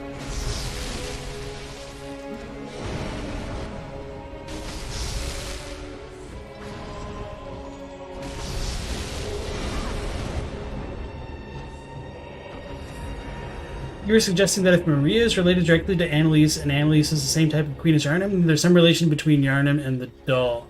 What? Oh, I see what you mean. And same thing with the lanterns being like the doll, it'd just be one big thing tying back to Yharnam. Okay, I see what you're saying now.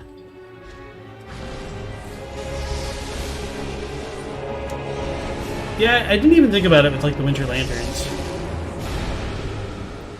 It's gonna spin. Nope.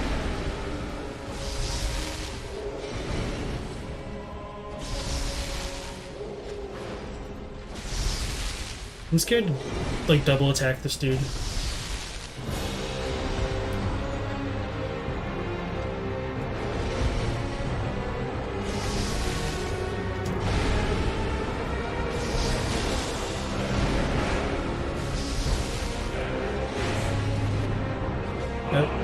Sprint.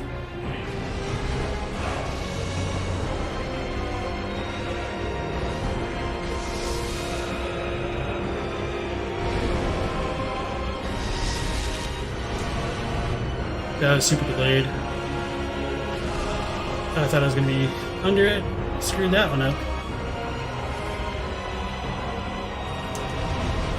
I do not trust this dude at all anymore. Trust him as far as I can throw him. Oh god. Hey, I lived a bit better that time.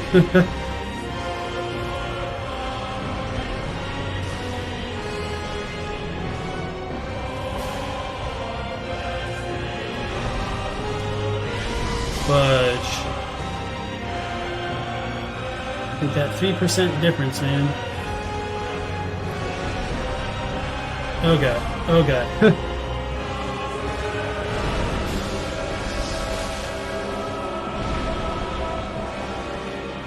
Should I just spam until I'm out of bullets? That seemed a little bit too familiar.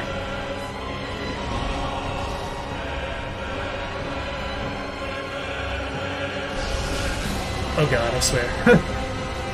I thought I could visceral him.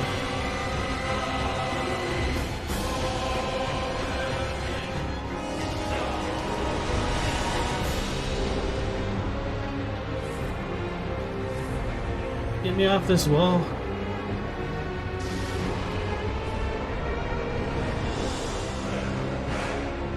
Okay, sweet.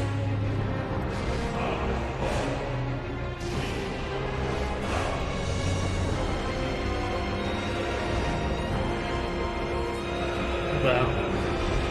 Just gonna follow up now?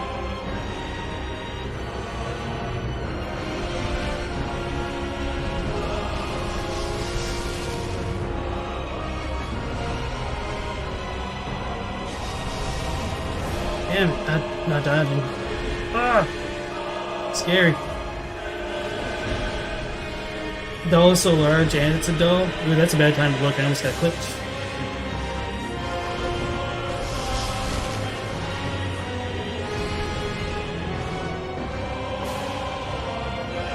I was thinking about YOLOing it, but I just don't do enough damage to do that.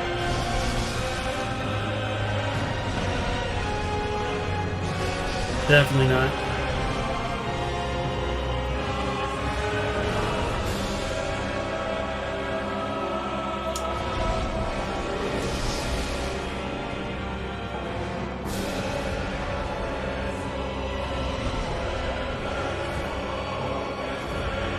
Back up a bit. Oh, I can't use it? Damn it. Only one for each. This is a bad strat.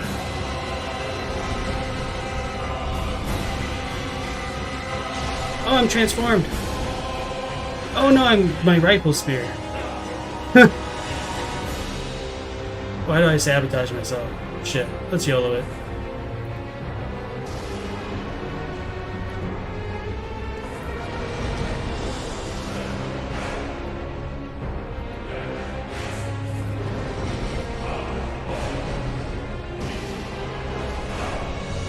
Well, that sucked.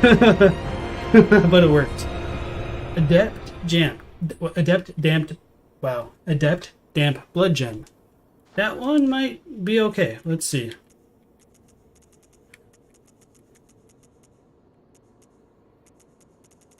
Adept Damp? Oh no. Damn it. Thank you all for the GGs. Oh, the Molotovs. That's a good idea. Just need to equip them. Fletch. Dank Blood Gem. Maybe the doll was for the moon presence when it was a child. That's something that I've thought as well. It's a good potential. We're just 1 point of insight away from being able to hear Murgo. I guess I could have hopped the Badman's knowledge before coming in here. And then we get Chalice Rom next, which is probably actually going to be easier than Welcome home, frickin' good hunter. What is it you the desire? Undead Giant. Very well, There you go, let's go with more HP. We're getting clapped. Farewell.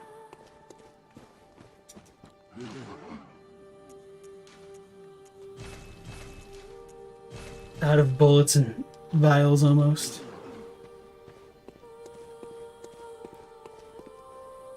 Thank you for the good job. If you save popping its colostomy bag for the end, you can kill its tough form quick. I was trying to, but unfortunately I kept clipping it. Oh yeah, let's go put the air rune back on.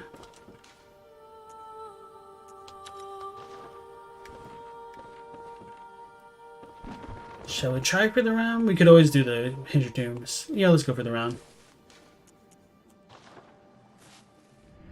On the other hand, dolls are often used as babies or by kids who are like projecting themselves onto them. One of the other things, I don't know if I've really mentioned this too much with the dolls, is in some aspects of Japanese culture, they could be used as mediums, draws for like the sins and impurities of people.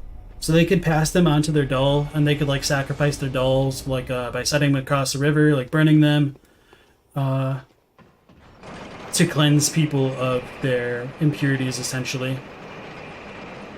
And with like the blood echoes essentially being related to impurities and the doll being able to take our impurities away from us, that might be relevant as well.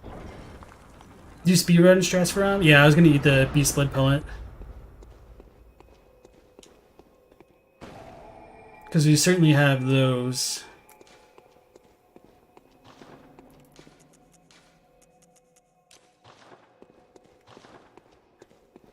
So get the little romlings. And this floor will also have, oh wow, even the heads take a lot of damage with the bolt. Definitely not used to that.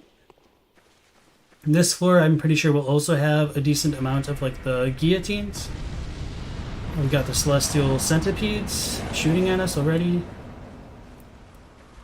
Where's our lady? Oh, it spawned from over there. Wait. What? Oh, we pissed off the Snatcher. Well, this is a snafu. Oh, there she is.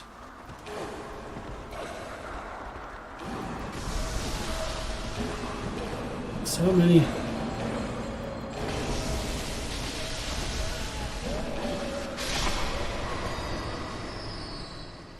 Another one?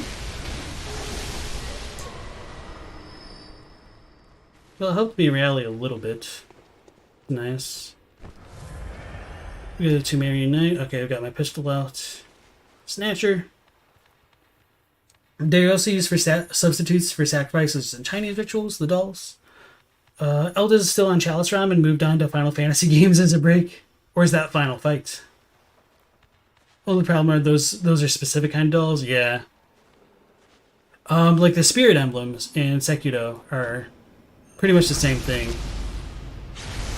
The doll's meant to be Tumerian. Then... Ooh.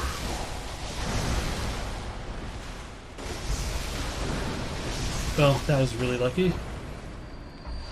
By which I mean really greedy. The doll's meant to be Tumerians, then the Great One who plays with it might consider Tumerians its children. Elda says it's like a scapegoat or a surrogate. Yeah, it's kind of like a surrogate. Every time you hear ROM, you keep getting reminded about emulators. Read-only memory.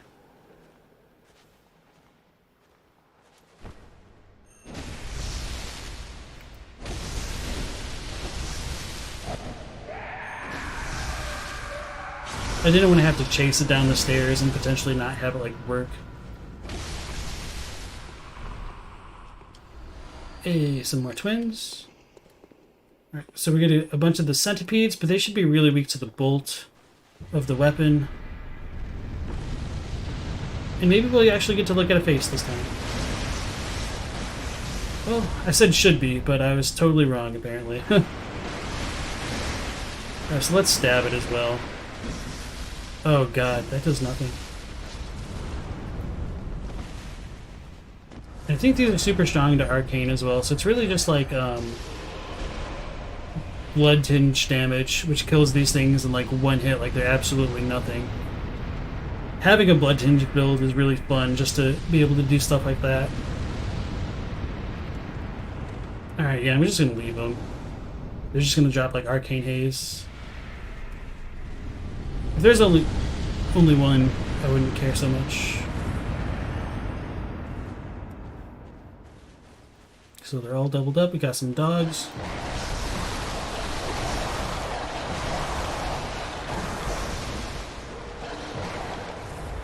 Oh man. Maybe I need to switch back to the fire jump up until I do ROM.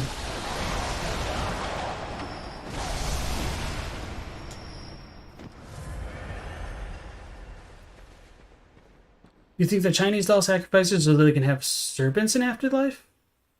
The doll does say she's a creation of humans and she hopes her creator loves her, but you think that's meant to extend man and God. How's this? Oh, those are the same too. Okay. You love blood tinge and quality? Blood quality? That's a theory to ROM's name? Alright, where are we at?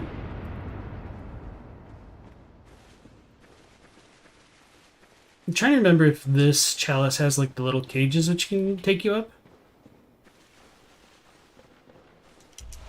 The cold blood. Oh, we got the keepers and they're scary, scary dogs.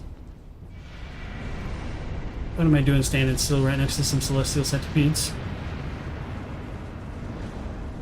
Where's the door? Oh, it's probably to the other side.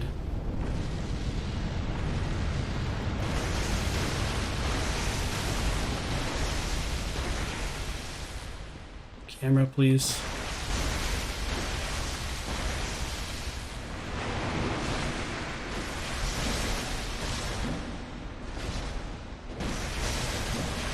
I guess thrust was better. Somehow. Actually, let's try this. Nope, not.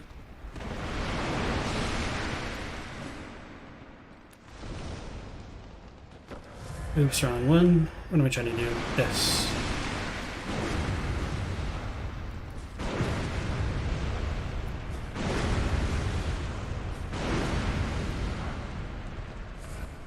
Alright, yeah, let's screw it.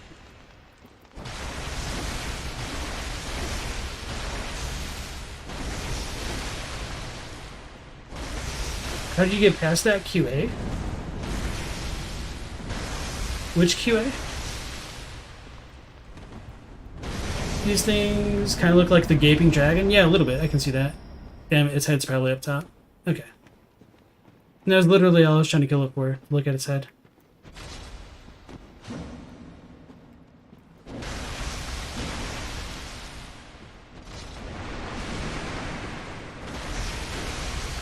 Servants, not serpents. Okay. that does make more sense. You're watching someone stream DS2 the other day, and the dogs in that game are just as hateful when you're watching as when you're playing. So I think the QA for these celestial centipedes, if I remember correctly, they're burrowed in the ground initially, at least in the later versions. I could be misremembering.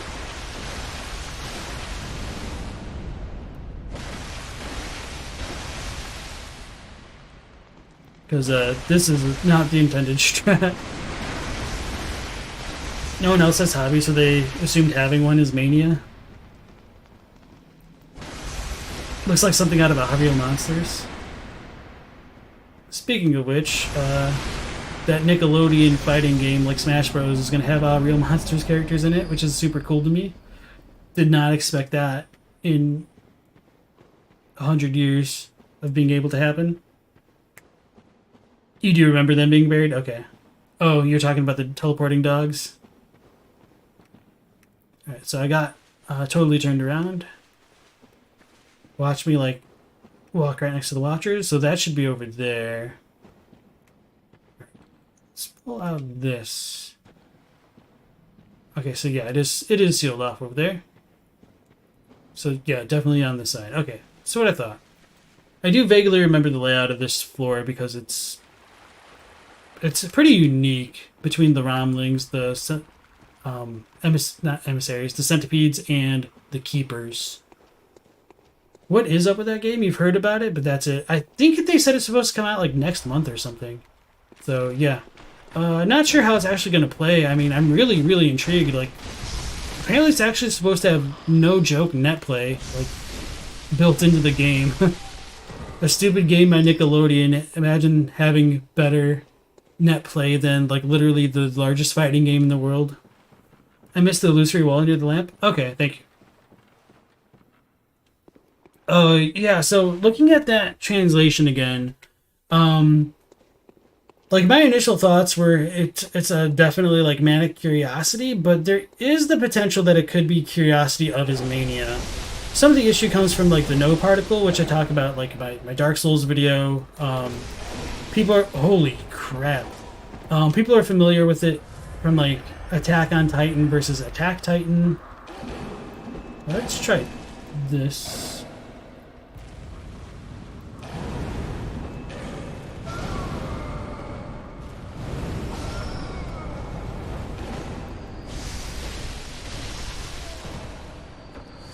So I guess it could go either way, but that's just not the way that I would read it at a glance, which is really, really annoying. Weirder saw Patrick have a janky-ass grab hitbox in the trailer. Yeah, and so I think some people were, like, looking at the silhouettes that were, like, blacked out in the game cover art. And so I think they were going to have, like, Korra from The Legend of Korra. A few other characters which just don't come to mind off the top of my head. I'm sure they're really random to bring up in a Bloodborne stream. Zunks. Screw this chalice and everything in it. Yeah, I don't do damage. I really need to just, like, go to Canehurst and get, like, a bunch of chunks. Or I really just need, like, the Eyes Chalice to get my flat arcane gems. In Nickelodeon Smash game, Tommy Pickles can be one-shotted if you hit him in a soft spot. That's a lie. There's no Tommy Pickles, unfortunately. Because they have Reptar instead, so you don't kill literal infants. It's not Bloodborne. But yeah, I saw, what was it? Was it Oblina from All Real Monsters as one of the characters, which is super cool. Makes me wish they'd had like the Gromble as well. Reptar was just wild. I think they might have had somebody from Rocco's Modern Life. I don't remember if it was Rocco on like the blacked out cover art or if it was like Heifer. Did they have SpongeBob and Patrick, or was it just SpongeBob? People are like already making like mad jokes about like the state of the balance of that game. It's like, oh, Squidward's OP, can't get past him, even though like he hasn't been announced or anything like that. Attack on Titan was named before we found out it was named after the forward marching Titan on the attacking Titan. Yeah, so that's kind of what I mean with like the no particle, and that kind of applies to the note about the curiosity of Gehrman's mania, essentially. Am I excited to decipher Elden Ring's lore? A little bit. I'm a little bit nervous just because it's got like the more Norse stuff, which I'm not nearly as familiar with. But it's all good. I mean, you don't necessarily have to have a background in different cultures to understand it. Maybe. Hopefully. We'll see. It could end up being like really straightforward like Sekiro. But I try not to get my hopes up.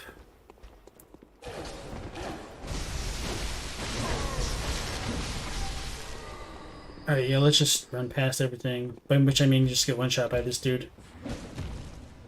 Holy crap, I really did just get one shot by that dude. I'm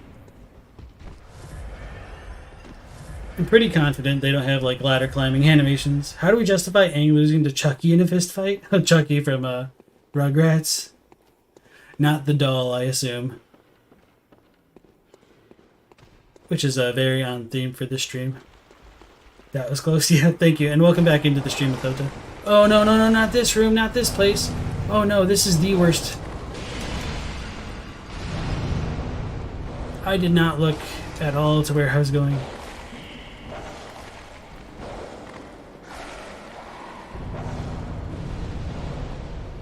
The hell's shooting so much? It's not them. Oh yeah, this is just the hellscape. Okay, yeah, this is entirely worth skipping.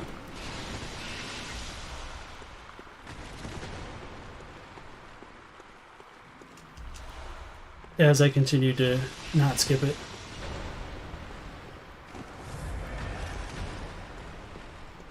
Just need the chest. Numbing mist, please. That's what I need.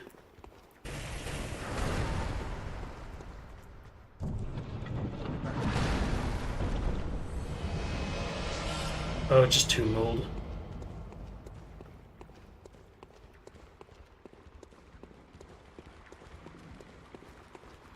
Holy crap, the Snatcher followed me? Well, zoink, Scoob.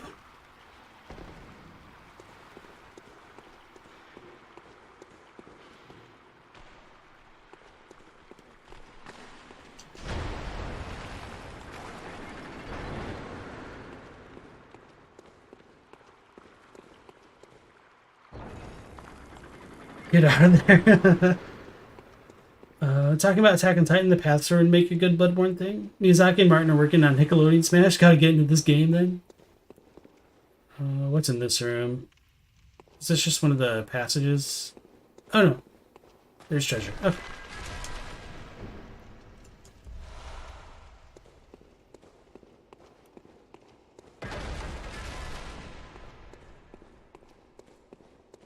So not super worth. Considering just bold huntering out. And maybe like giving one attempt on Ram before calling it for the night. And truth be told, I'm not super good at like the Ram cheese. No, I did want to go back the other way, didn't I? Yes. Yes. Odin hanging upside down from a tree. From software got you so paranoid you don't even trust the foliage. You half expect the air tree to be an illusory eldritch spider spanning the sky. Yeah. Air tree has like a lot of Okay, so it was a different Snatcher. I was like, there's no way that one Snatcher followed me. Okay.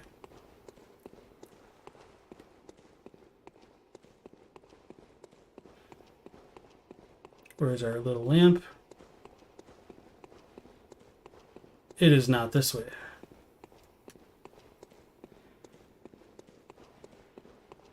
We get third-party shows that aired on Nick. Yeah, Martin does need to finish his own books.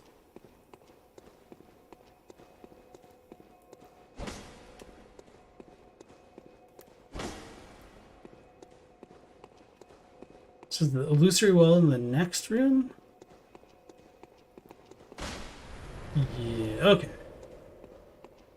I would have totally forgotten about that one. Thank you. So you get Goku with the DBZ Kai version? That would be ridiculous if they got Goku into the Nickelodeon game but not Smash.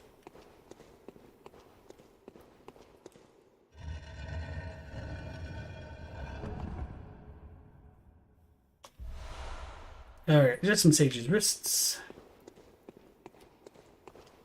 Every day we get closer and closer to Tails gets trolled, getting the adaptation it deserves. Hey, Ritual Blood Force. We needed those.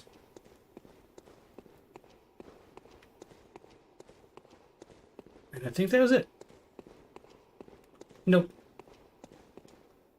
They snatched this treasure room clean. Not a ton in it for being so illusory. Just, it's like, doesn't have like a ton of the statues, which definitely makes it look more empty. There should be enough to level up, although it might be worth buying vials and crap. Yeah, I think I'll be out.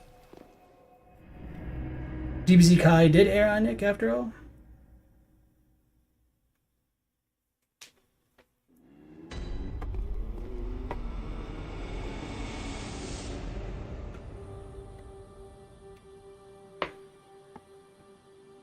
Damn prospectors. I'm what it. Very well then. Oh, damn. Okay.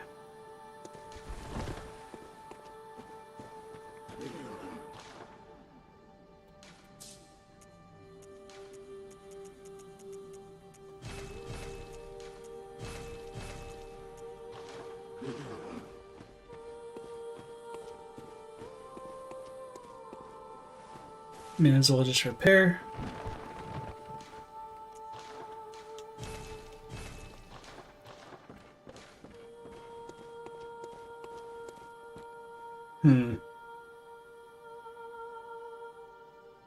How much damage do I do? Because it seems really low. 191?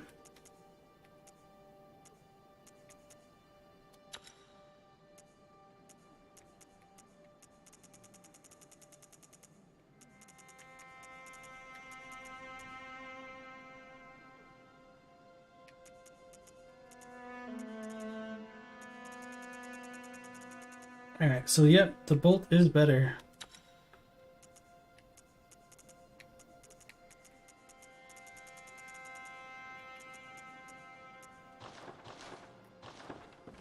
You ever run through the chalices with a new character, and if you get one item and take off the chalice, then you have to do the whole thing again for the materials? I don't think I've had to do it just like that, but... yeah, after a certain point, it's just easier to buy the materials at the Insight Baths, but... what if we get Gehrman the Hunter in the Nick game before Smash? Who came first, the Prospectors or the Executioners? I think the Prospectors definitely came first. I think Ludwig was a Prospector. And since he was like the first Hunter of the Healing Church, he was definitely before the Executioners.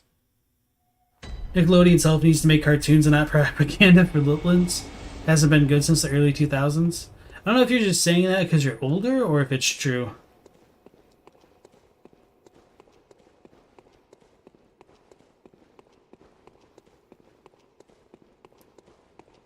Alright, so let's put on our BBPs.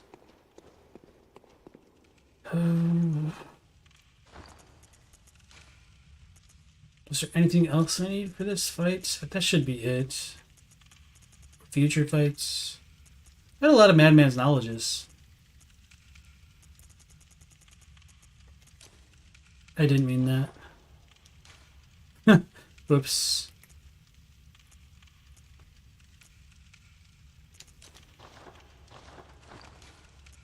Let's hear a crying baby after the next time we die.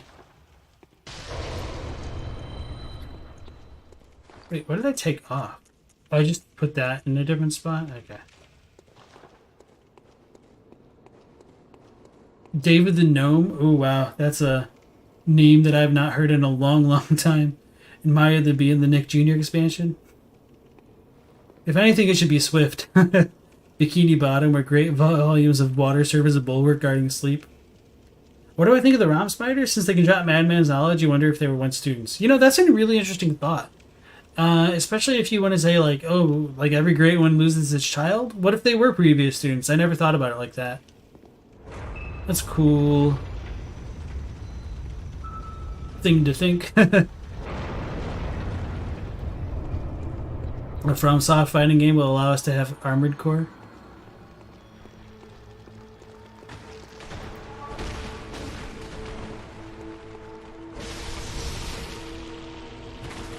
I was trying to get behind it.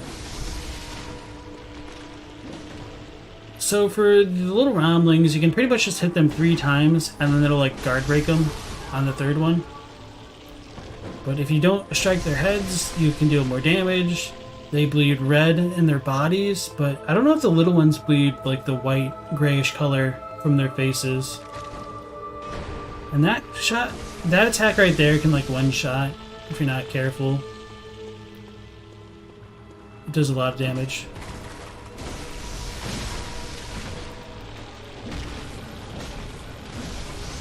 It looked like it was kind of red from the face.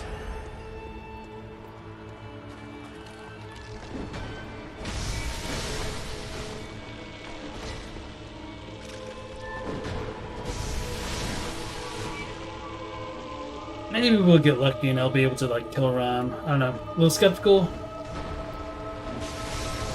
Because I'm pretty good at clutch screwing it up.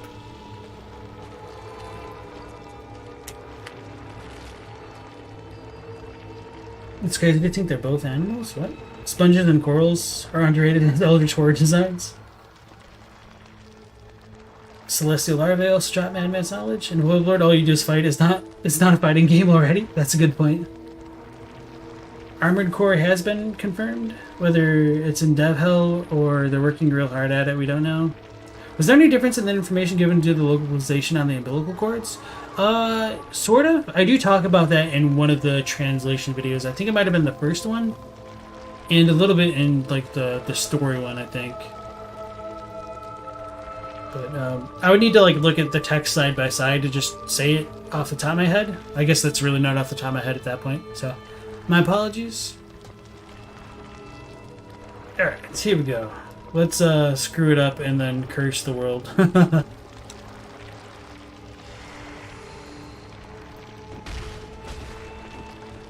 I should have put on like the partial beasthood transformation rune.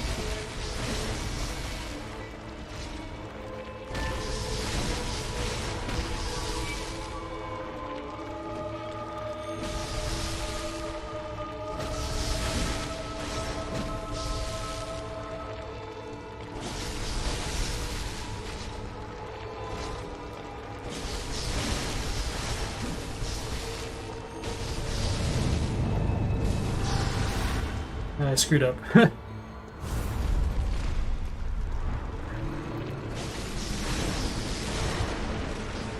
Oh, it's gonna do attacks. Forgot. I'm actually attacks. What am I doing? Okay, I just panicked. Alright, I'll do one more attempt. You're always more of a Cartoon Network and Fox Kids kid? Nick's cartoons always struck you as too weird. And by the time SpongeBob came around, you were already too old. You became a weeb after the fact. What was I gonna do?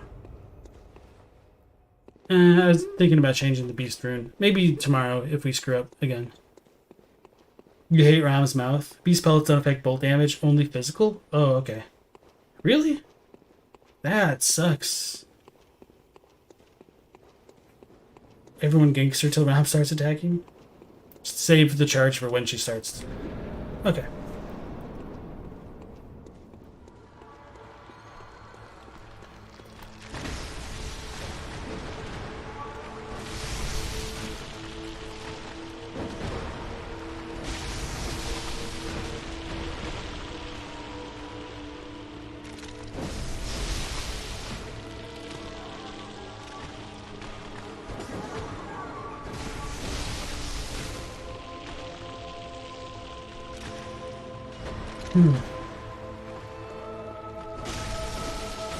Like, I don't want to say the ROM fight is bad, it's just kind of tedious.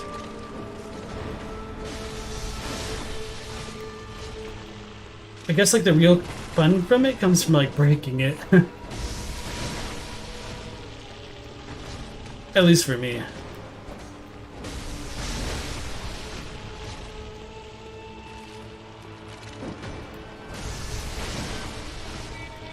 Yeah, so I'm thinking that I won't try to charge on her head just because I don't have the damage anyway. So let's try to make her back up to like where she'll be anyway.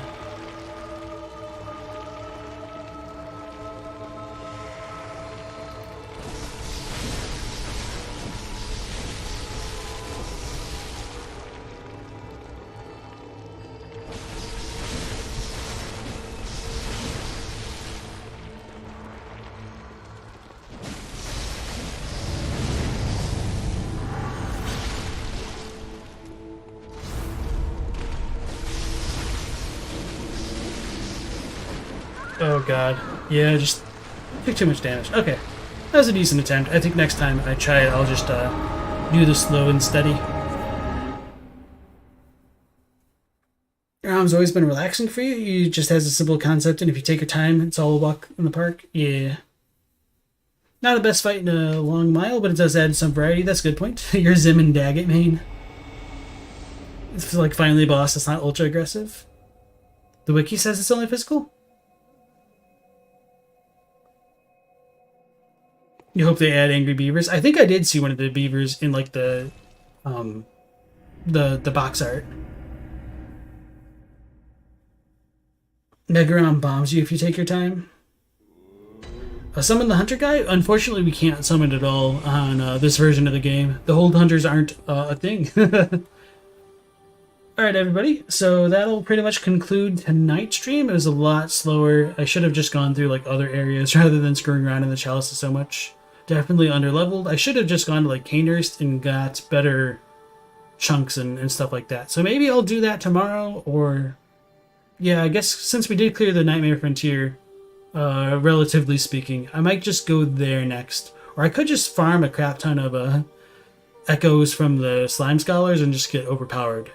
So either way, I mean, I'm not too, like, this obviously isn't a BL4 run, so it's not that big a deal. So hopefully we'll catch you again on tomorrow's stream, starting 10:30 p.m. Eastern Standard Time as usual. And stay safe and take care. See you next time.